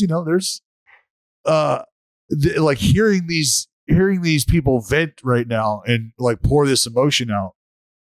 I feel badly for them. Mm-hmm. I feel badly for them. Yeah, because there's definitely been a lot of devastating losses, man. It's been a lot of devastating losses. It's been a lot of games where you're like, we got this. And we don't have this any longer. Why don't we have this? What happened? Yeah. And not to name any names of any other organizations, but there's definitely teams that when they suck, the fans just don't show up and they just stop caring or whatever. But that's not the case with the Phillies. Whoa. Time out. What? Okay. Well, I just want to make sure you weren't insinuating anything. No, I didn't say. I said I'm not going to name any names. Okay. I'm not thinking of any team in particular where the second that maybe they're the worst team in baseball, their attendance is like 2,000 people. But with the Phillies, this is a team that has, I don't want to say, because they've still invested money. Like that's where it's frustrating. Like it's not for a total lack of effort. It's more of a lack of philosophy, because you can spend all this money, but if you're not spending it in the right areas, I mean, how many years have we been talking about the Phillies bullpen being ass cheeks? Like years we've been talking about that. And then they're just like, oh, the bullpen sucks. Get more hitters that can't play defense. Got it. And that's what they want to do. So it's they're spending the money. It's just not in the right spot. It feels like they've taken has somebody transplanted the Angels front office into the into the Phillies front office where it's like a glaring need. Mm-hmm. Pitching, great. Rendon. Well, that wasn't quite what we were thinking, but all right, let's try again. And they were like, all right, fine, we get it. We're just going to draft everybody that pitches. That's all we're drafting. Mm-hmm. They made sense. Now Philly is like kind of waiting for that kind of move. Like, hey, can we now start to finally pay attention to the areas that need help? Yeah. Because the lineup, like I saw the lineup opening day, man.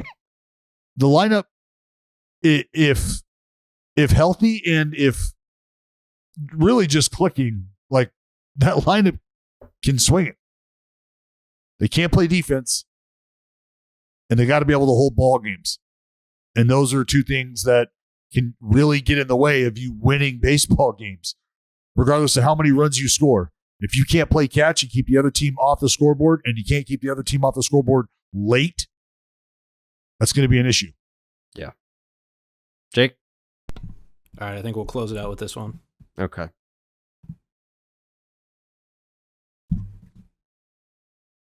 Hey guys, how you doing? Hope all is well. This is Joe from Fort Richmond, and I want to rant my thoughts and hear my disappointment. This team is supposed to be one of the best in baseball. We've got MVP Bryce, JT, Castellanos, Schwarber's supposed to be good. Reese is supposed to be good. Serditi Gregorius is old and hurt, but he's supposed to be good. Gene Segura is really cool. He's awesome. But he's supposed to be good. Is he covering the phone? Wheels are super Yeah, hot, but then he's what? covering the phone. Odubel Herrera? Yeah, you can't. You You can't end on that, Jake. You can't end on that. That's a fucking. This dude is literally just like, yeah, I got some thoughts, and then he just puts his phone in his fucking pants. Jake's like, here, we'll end on this one. Ready and play. I guess it's a little clearer on my end. All right, we'll audible to this one. Yeah. Hello, Jared. Cade from Orange County, California. Phillies fan, sadly. It's rough out here, man. Everything that could possibly go wrong for this team goes wrong every single year. It's just beyond aggravating. We got guys like Nola, Wheeler, Harper. We're just wasting their primes. There's only so many years that they're going to be in that prime. Bryce Harper's an MVP candidate again. We're just wasting it. Just never ended this team, man. The offense is good one day. Pitching blows it. Pitching's good one day. The offense gets shut out. They're both good, and the defense blows it. It's always something. And I mean, yeah, they won today. Cool. But now Gene Segura's out for 10 to 12 weeks. It's just like, dude, it's never ending. You got over top 5 payroll, the only team in the top 5 payrolls that have a record like the Orioles, Pirates, and Diamondbacks. It's like, it's just ridiculous, man. Fully investing in this team, and they just completely let us down year in and year out. Sucks, man. I don't know what we did to deserve this, but it sucks. It's time for them to pull it together and get to the postseason. I'm literally fine with the first round exit. Even a wild card game, first game, or just a wild card game, they lose, get shut out, whatever. At least they made it. But yeah, That's tough. That is another point too. That must be frustrating for Phillies fans is. Like Bryce Harper is still, even though he's not able to play defense, one of the best hitters in Major League Baseball. Mm-hmm. And the excitement level when the Phillies signed Bryce and all the jersey sales and all the energy that he brings, and you think that the culture is changing, and he lives up to his end of the bargain. He won the MVP last year, and he's, from at least an offensive standpoint, having another MVP caliber season this year, and you're just fucking wasting it. Which we can kind of, I guess, parlay that into some Buccos talk for Dallas. But why are we parlaying a conversation about wasting talent into a Buccos conversation? That's right now, that's not what that conversation's about. Right now, the Pittsburgh Pirates have a better record than the Philadelphia Phillies. Mm-hmm. The Baltimore Orioles are a half game back of the Philadelphia Phillies. The Pirates, Rockies, Diamondbacks, Rangers, they all have a better record than the Philadelphia Phillies entering play today on June 2nd. I'll be right back. I don't know where this is going. Either either like a delivery service just showed up at Dallas's place, or he has like a full blown like fucking Captain Jack Sparrow costume that he's putting on for his opportunity to talk about the Pittsburgh Pirates. It's 100%. It's an eye patch or something. Yeah, this could go one of two ways. He's either going to show up with Uber Eats or he's going to show up in a full pirate costume. There's no in between. I think he's about to raise the Jolly Roger, baby. I think he's going to absolutely raise it. The people want it. And again, if that is what he comes back to, which there is a high chance of that, a reminder that we put all the Baseball is Dead episodes on the YouTube channel, the DraftKings YouTube channel. We do have a Baseball is Dead YouTube page, right, Jake? Yeah, we do. Yeah, we do. They do okay. I mean, I know people prefer to listen to podcasts when they are driving around or they're at the gym or they're at the office. You can't just like sit there and watch a podcast. But if that is something that you're into, all right, no eye patch. What was that? Fuck! I couldn't. Well, I had something. I can't find it. I couldn't find it, and it's really fucking bothering me. What was it? Damn, dude. Well, I may or may not have. I may or may not have some apparel. Damn, it must be tough to be a Pirates fan. You went on this streak, and all you wanted was a Dallas Braden costume. Oh, And you played your heart out on the West Coast, and you couldn't get it because you forgot it. I mean, you're not even at your house. You're at like an Airbnb, right? Or a hotel. Like how much space could it possibly be there for you to not know where your fucking costume is? Because I thought my wife brought it, and I don't know if she brought it. I don't think she brought it because I just looked through all the bags and shit real quick. Yeah. You want me to call her? That hurts. Do you value life? I'm just trying to get the patch. Or is it a hat? Or I can give her a call. No, it's not. Don't worry about it. It's a surprise. It's a surprise. Yeah, because the time will come again. Well, shit, I don't know if the time will come again. The time will come again. We waited 22 years. Oh my God. We waited 22 years to be able to say that the Pittsburgh Pirates swept the Los Angeles Dodgers in LA for the first time since Suck it, 2000. Ravine. For the first Chico's time Ravine. Since 2000. And also it's their first sweep of any team Since in 2020. General. Since 2020. They went a whole year without sweeping anyone. They went a third of this year without sweeping anyone.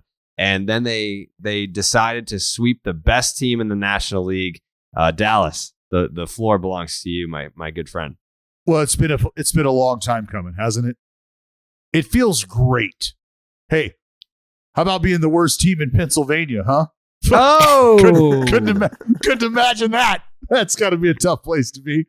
Ouch, man. What's that like? That's tough. Anyways, yeah, you need performances from maybe some unexpected places. You got a young group of guys together.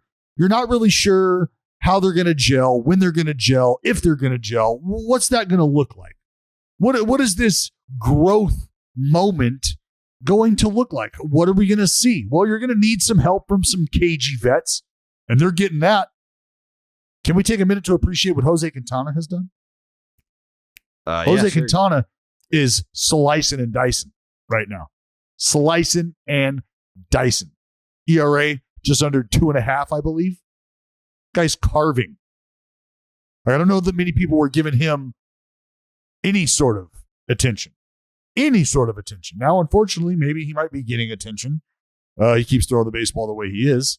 I don't know how long he'll be a Pittsburgh Pirate come the All-Star break. But you need stuff like that. How about Bednar? You see him the other night?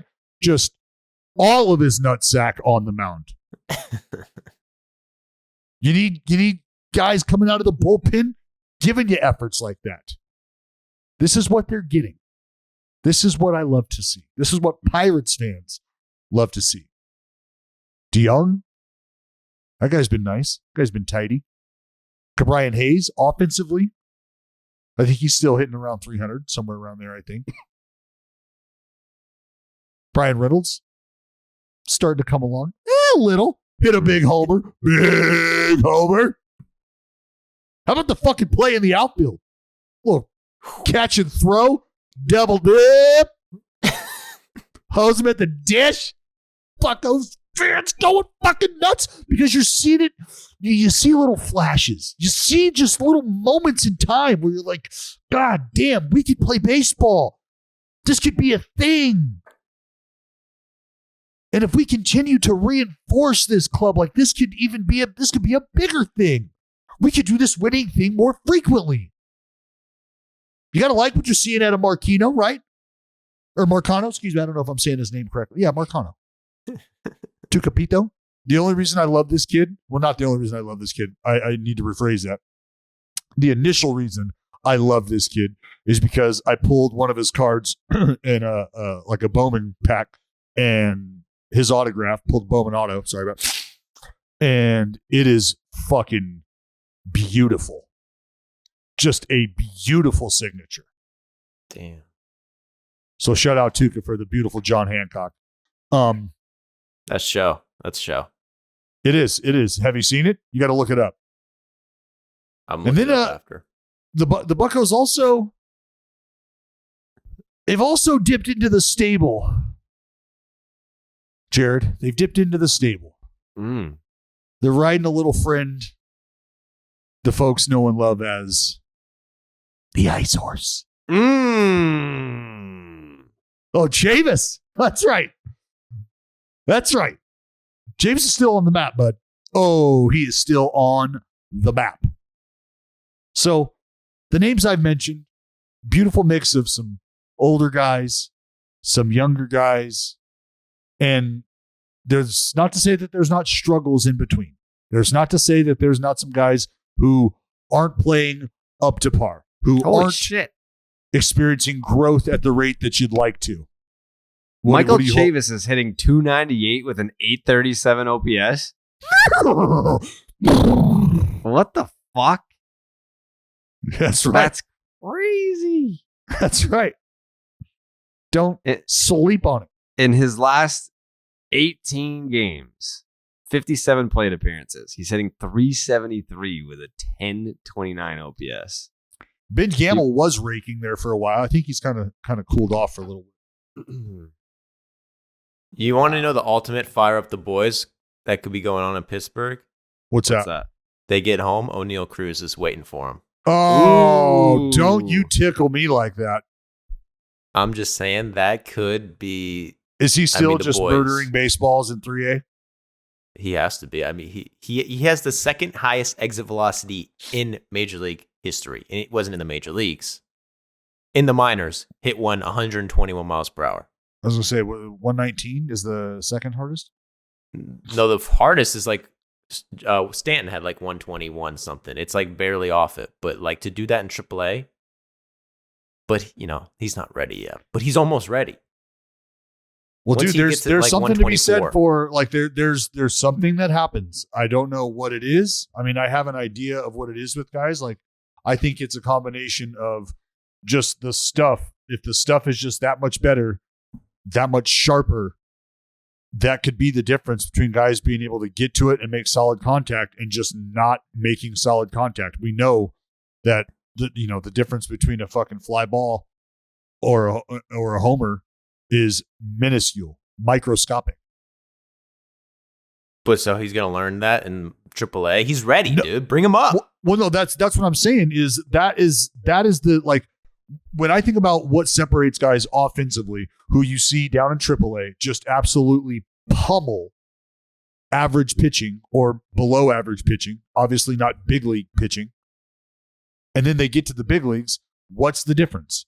Well, everything is just that much crisper. Everything is just that much sharper, and everything is just that much more around the plate. And you might be thinking, well, that makes it easier to hit, right? Conceptually, maybe. But now physically get in the box and deal with things that are ramped up just that much more velocity-wise. And when I say velocity, I'm not just talking about the fastball. I'm talking about the difference between seeing an 82-mile-an-hour slider in AAA and seeing a 94-mile-an-hour slider at the big league level. Those are two very different animals. It's a different look. It's a completely different world. Yeah. It's a completely different world. My counter would be to that is that if you're a pitcher in the major leagues, you haven't seen a fucking 6'7" shortstop. That's a completely different look. Oh, I don't care how tall you are. I faced Richie Sexton. That guy's a fucking 7-footer. He ain't He's that 6'10", tall, right? Yeah. He's a big boy. Yeah, you want to talk about a dude stepping shit out of him, though. Yeah, Did he hit at 121? Richie Sexton, guy like fucking Russell Brandon. That guy's massive too. Absolute lumberjacks. Give a shit how tall you are. That's just a bigger zone for me to work with, babe. You're long. I'm in there like swimwear. Long and lengthy. So O'Neal Cruz is a freaking.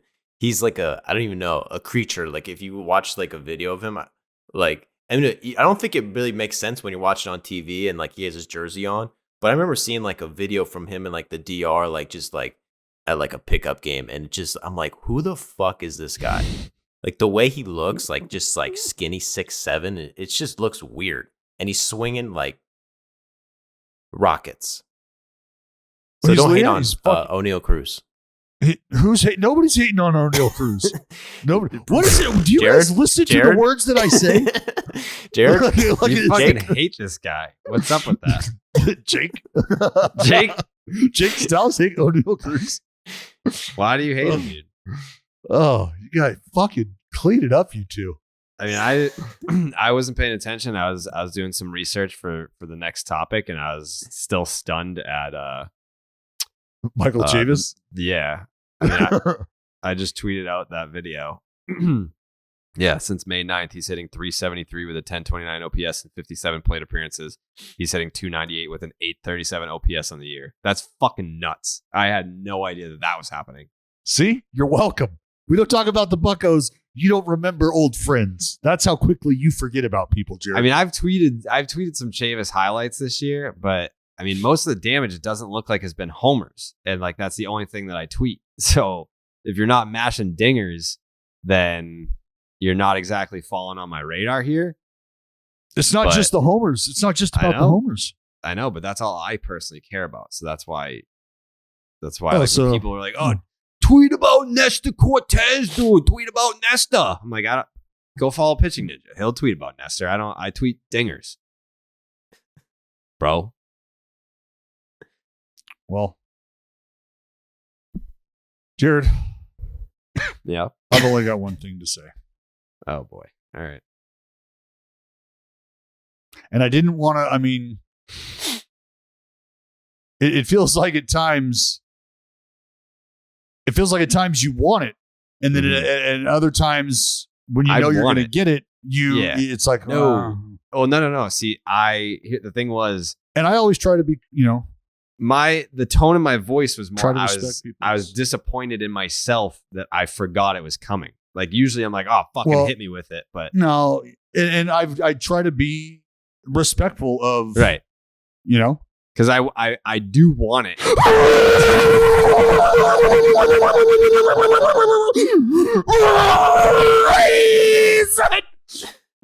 Let's fucking go! You kidding me? Since 2000? You bet your sweet ass! You fucking swashbuckling Doyer fans! Walk the fucking plank! Grab a mop and bucket, first mate! Beat it! Mm-hmm. But yeah, that's, yeah.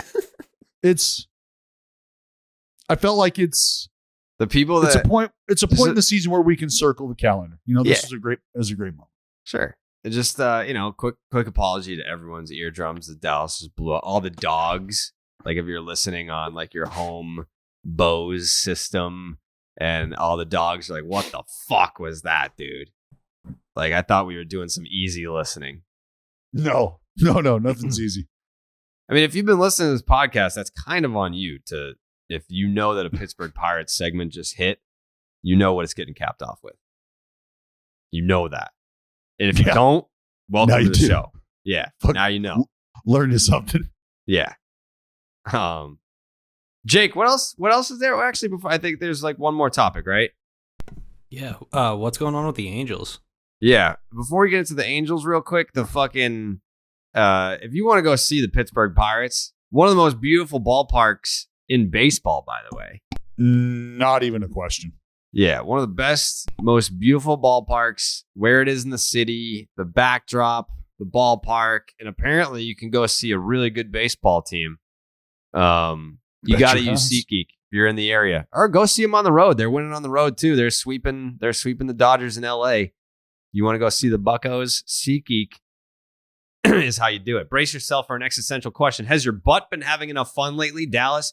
I think that your butt's been having a lot of fun lately. And if not, it's time to start using SeatGeek. SeatGeek is so beloved by butts everywhere that they've made it the highest rated ticketing app. Whether it's concerts, baseball, basketball, football, festivals, or anything else, SeatGeek puts tickets from all over the web in one place to make buying simple. SeatGeek rates every ticket from 0 to 10 to make sure you're getting a good deal. Green means good, red means bad. And you listening right now can get $20 off your first purchase with the promo code Jared, Jared, at SeatGeek.com or on the SeatGeek app. That is promo code Jared for $20 off your first SeatGeek order. SeatGeek, get your seat in a seat and download the app today. Also, the Red Sox are out in Oakland this weekend. A's Red Sox. Dallas Braden on the call. From what I understand, plenty of seats available. Use the SeatGeek app. Use the promo code Jared. You get $20 off your first SeatGeek order. Get those tickets while they're hot. I mean, because they might sell out. They might sell out for this series. Get in there. Sections will sell. There's no doubt. No doubt. No doubt about it. And while we're on the topic of the A's, before we talk about the Angels, not this Sunday, but next Sunday, Dallas. Mm-hmm. Next Sunday, Dallas will be on the Peacock broadcast for White Sox versus fucking who? False. The Cleveland Indians versus the Oakland A's. Excuse me. False. The Guardians versus false. The A's. Fucking false. Yeah. I think this Sunday is Tigers Yankees. You'll get to see Clemens at Yankee Stadium. That'll be cool. But batter up, and we're not just talking about pancakes. Peacock is taking brunch to the big leagues and putting a new spin on America's favorite pastime. Watch exclusive baseball games every week with MLB Sunday Leadoff. All games are available nationwide with no local market blackouts, so you can swing into the action wherever you are, no matter what. And another home run, when you subscribe to Peacock, you'll get access to live sports like Sunday Night Football, Premier League, golf, and WWE, plus hit movies and shows. Download the Peacock app and take the game on the go or kick back and stream on your favorite devices. Don't miss exciting matchups all season long, featuring exclusive pre- and post-game coverage with host Ahmed Fareed and Jason Benetti with the play-by-play. Change up your weekend with MLB Sunday Leadoff only on Peacock. Go to peacock.com/MLB to sign up now. And again, Dallas Braden will be on the fucking call on Peacock, not this Sunday, but next for some heated baseball rivalry between the Guardians and the fucking Oakland A's, the green and gold. I hope Biebs gets that start. I don't know. It's probably too soon to forecast, but that would be so tasty. That would be nice to have Dallas Braden breaking down the Biebs on the mound, just absolutely throttling that shaft. Oh my God. Dallas, hands above board, please. Absolute tongue bath. Can't happen. All right, the Angels. The Los Angeles Angels of Anaheim, formerly of California, have lost 6 straight baseball games. It's not a panic situation. If you look at the wild card standings, they're still in it. The season ends today. The Angels are still in. And oddly enough, we haven't been giving them enough attention, I guess. But the Texas Rangers have leapfrogged everyone to be that first team in line for that last wild card spot in the American League. But they're still 2.5 back of the Angels. However, that being said, the Angels have lost 6 straight games. Mike Trout, one of the worst offensive performers on the Angels in that 6-game stretch. He's hitting a $160 with a .512 OPS. Shohei, a $176. Taylor Ward, finally cooling off. I mean, we're going to give him a little break. No, I'm going to tell you right now. What? Circle this. Circle the day that he got hurt in Oakland. That was the day that things turned for Taylor Ward. Yeah. And I'm not saying this like, no, I'm like, because I was scared because the dude hit the wall and his hat was fucking bent and just mangled because of the force that his head ran into the wall. And like, buddy, let me tell you, he got up and was not right, left the game. And like the fact that his shoulder is banged up from that impact, like can't throw, can't really step on it like he wants to, which is why they've kept him out. Like that day, things changed for Taylor Ward. I hope he gets back to being healthy. Just as a fan of the game, watching that lineup, like it's a scary fucking lineup, especially with that dude at the top doing what he's doing. Because it's like, why not Mike Trout lead off? Well, because you can put him in the 2-hole because you've got that animal leading off. And then you plug guys in behind Mike Trout who are going to feast on shit. Like it's a never ending cycle, it feels like. But it starts with Taylor Ward. That's straight up. It starts with Taylor Ward. Taylor Ward, and also Rendon's out now. They don't know when he's coming back. He's got a little issue, which he's had some issues in the past. And Noah Syndergaard seems to be in a slump. Everything. What do you mean seems to be in a slump? Seems to be because he had a bad outing last outing? I think he's had a couple. What didn't he just damn near throw a fucking complete game the outing before last? Who? Noah Syndergaard? Syndergaard. Is he not? I missed his perfect game, almost perfect game, complete game. I did not see that. That might have happened. He got roughed up at Yankee Stadium. But there was 5 a few earnings. His last time out was against the Texas Rangers. 8 innings, 1 earned run, 5 tickets. Then he was pitching in Texas, and he lasted just 2/3 of an inning, 4 hits, 6 runs, 4 earned, 2 walks. So yeah, I mean he had the 8 inning gem against the Rangers. Was the Oreo cookie filling of a shit Oreo cookie for him. Well, then it's not all bad. He's got, that counts for something. I mean, even with the 8 inning 1 earned run performance, you take his last 3 starts, opponents are hitting .326 against him with a .904 OPS. Now give me his last. Now give me his last 4 outings.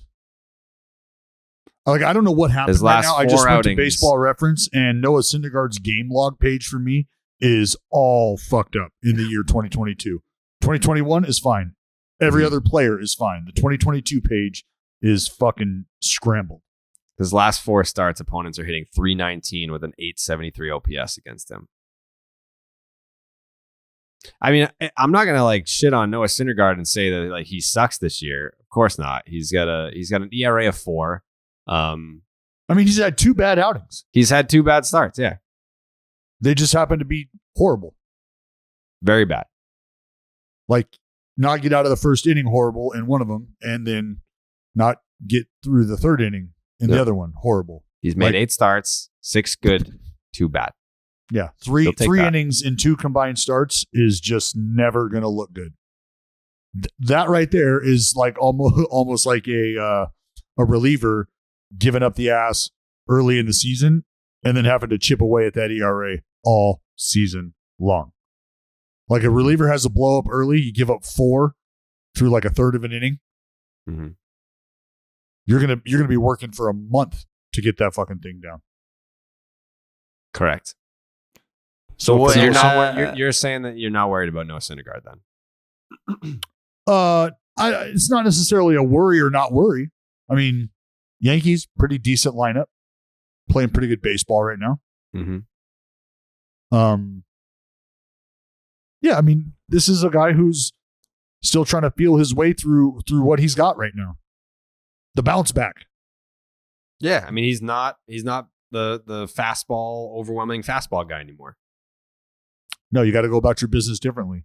And I always use CC Sabathia, I think, because he's the most recent, most prominent example of a guy figuring out how to pitch with less than what he had been dominating the league with prior. Mm-hmm. And That's just not easy for some people to do, because at some point in time, it's not about being okay with having less confidence in things. It's about shifting your confidence.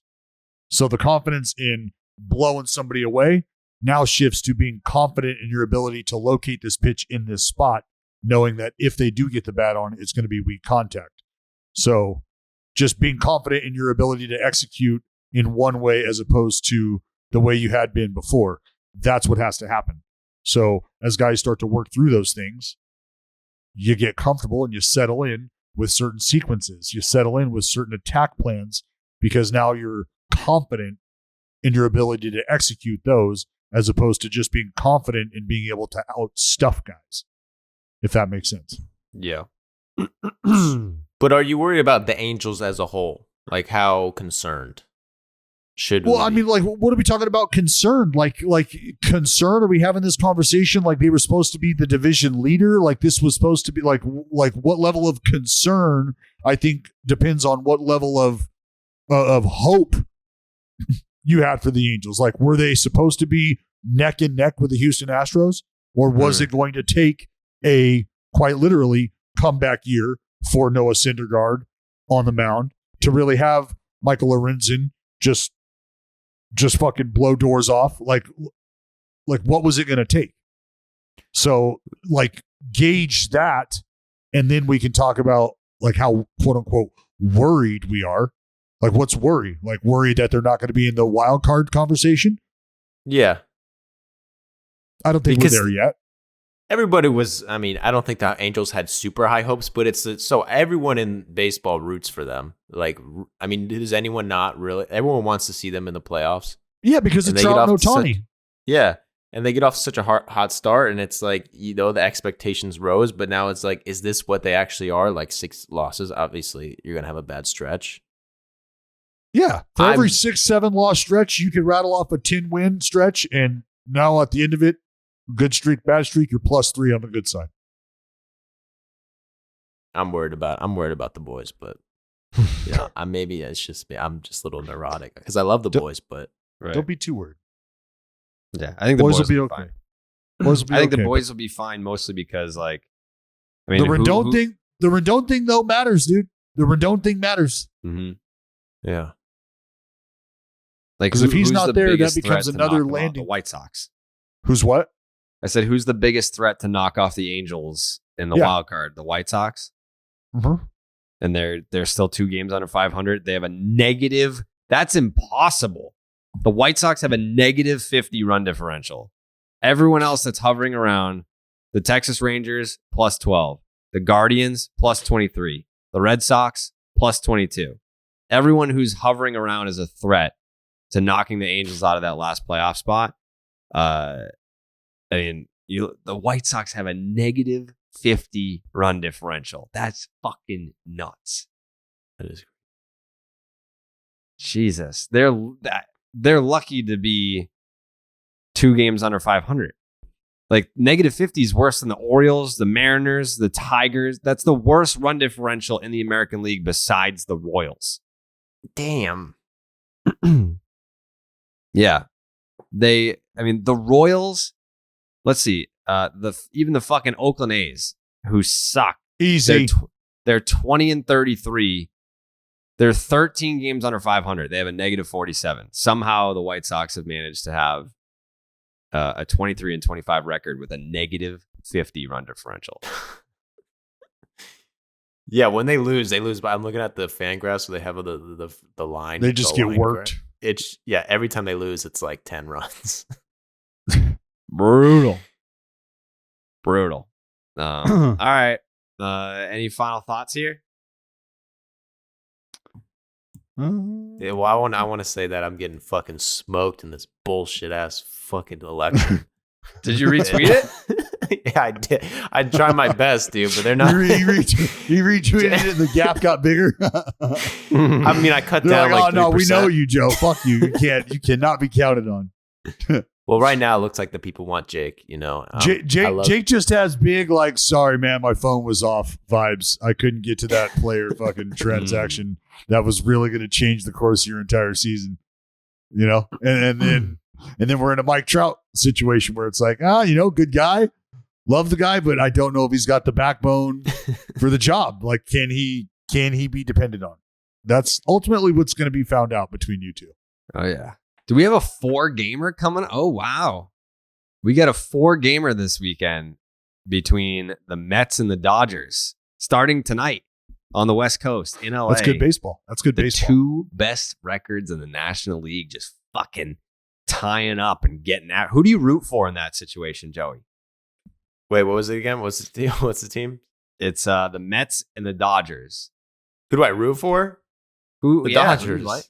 You root for the Dodgers? Why would he not? By the way, I stand really corrected. I stand corrected. After the Pirates worked the fucking Dodgers in a sweep in LA, the Mets have overtaken the Dodgers for the best record in the National League. Wow. Them boys is hot. Those boys they just hit, they pitch, they do it all. They do it all without 2 of the best arms in the game.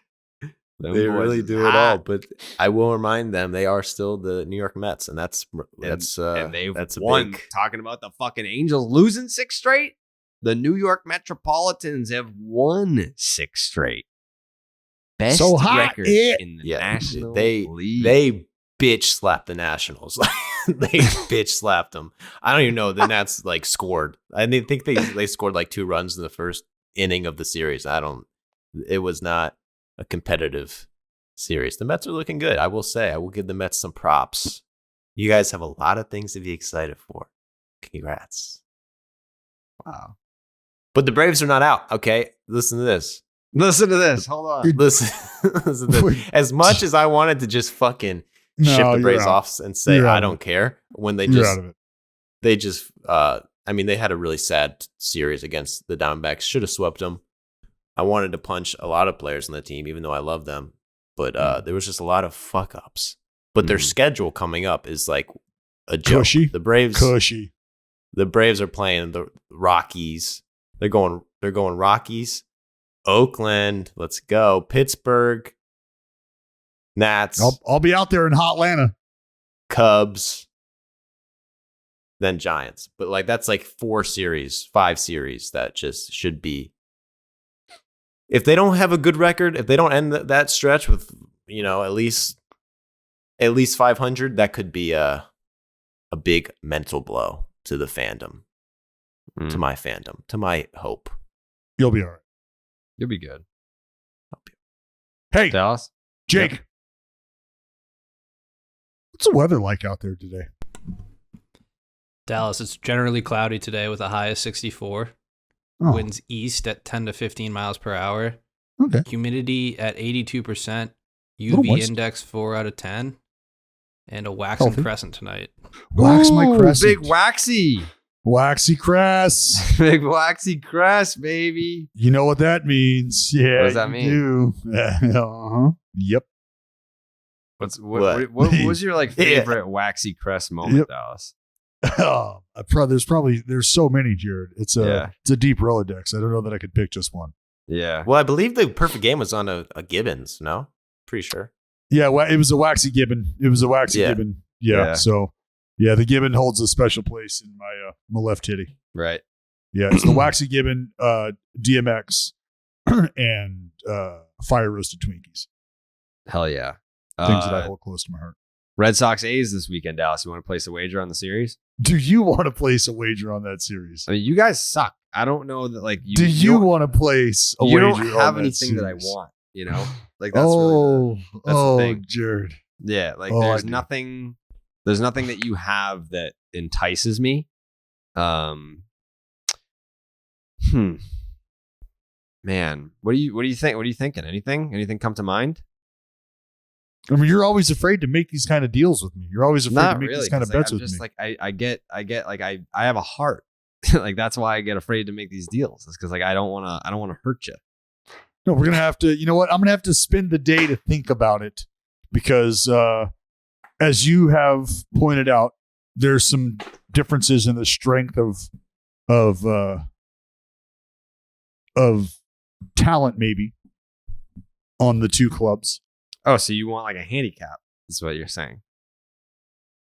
Jared, you work for DraftKings. You know how this works. Yeah, I do. But I understand. mean, I just thought that you had the fucking balls to do it straight up. Is that my mistake? Oh, straight up. You want me to go straight up, huh? Yeah. I mean, like you keep talking about the green. Like anytime I will talk about any other team, you'll bring up the green and gold. So I figured they must be playing good ball, right?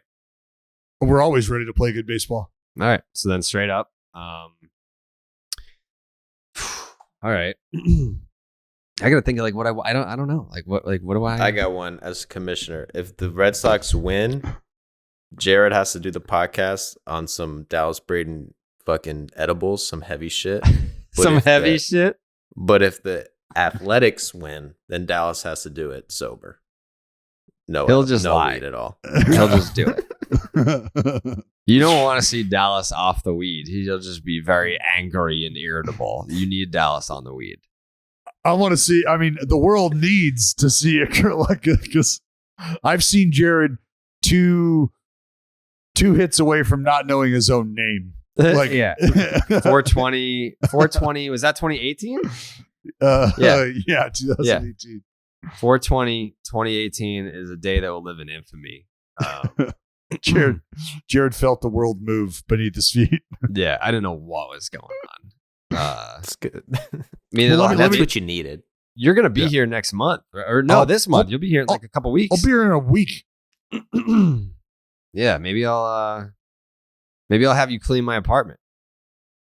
I haven't had a cleaning lady because my mom doesn't want to drive into Boston, so she's fired, and I haven't found a new cleaning lady. So if the Red Sox win the series, I want you to Swiffer jet clean my fucking floors upstairs in a maid outfit. Done. You got a sweep of the series. Yeah, if the Red Sox sweep, does it have to be win the series or sweep? If the Red Sox sweep, I'll sweep.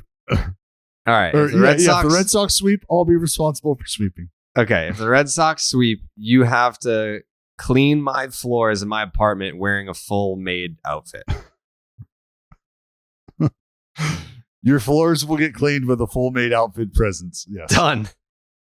All right. What if the A's sweep? What do you want?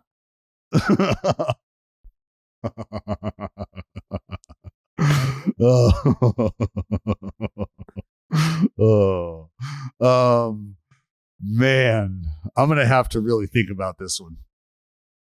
I'm gonna have to really, really think about this one. All right, you think about it because maintenance is at my door right now. Yeah. All right, you think about that. I'll think about what. I mean, who knows? It might not be you that pays the debt. Ooh. Oh. We go.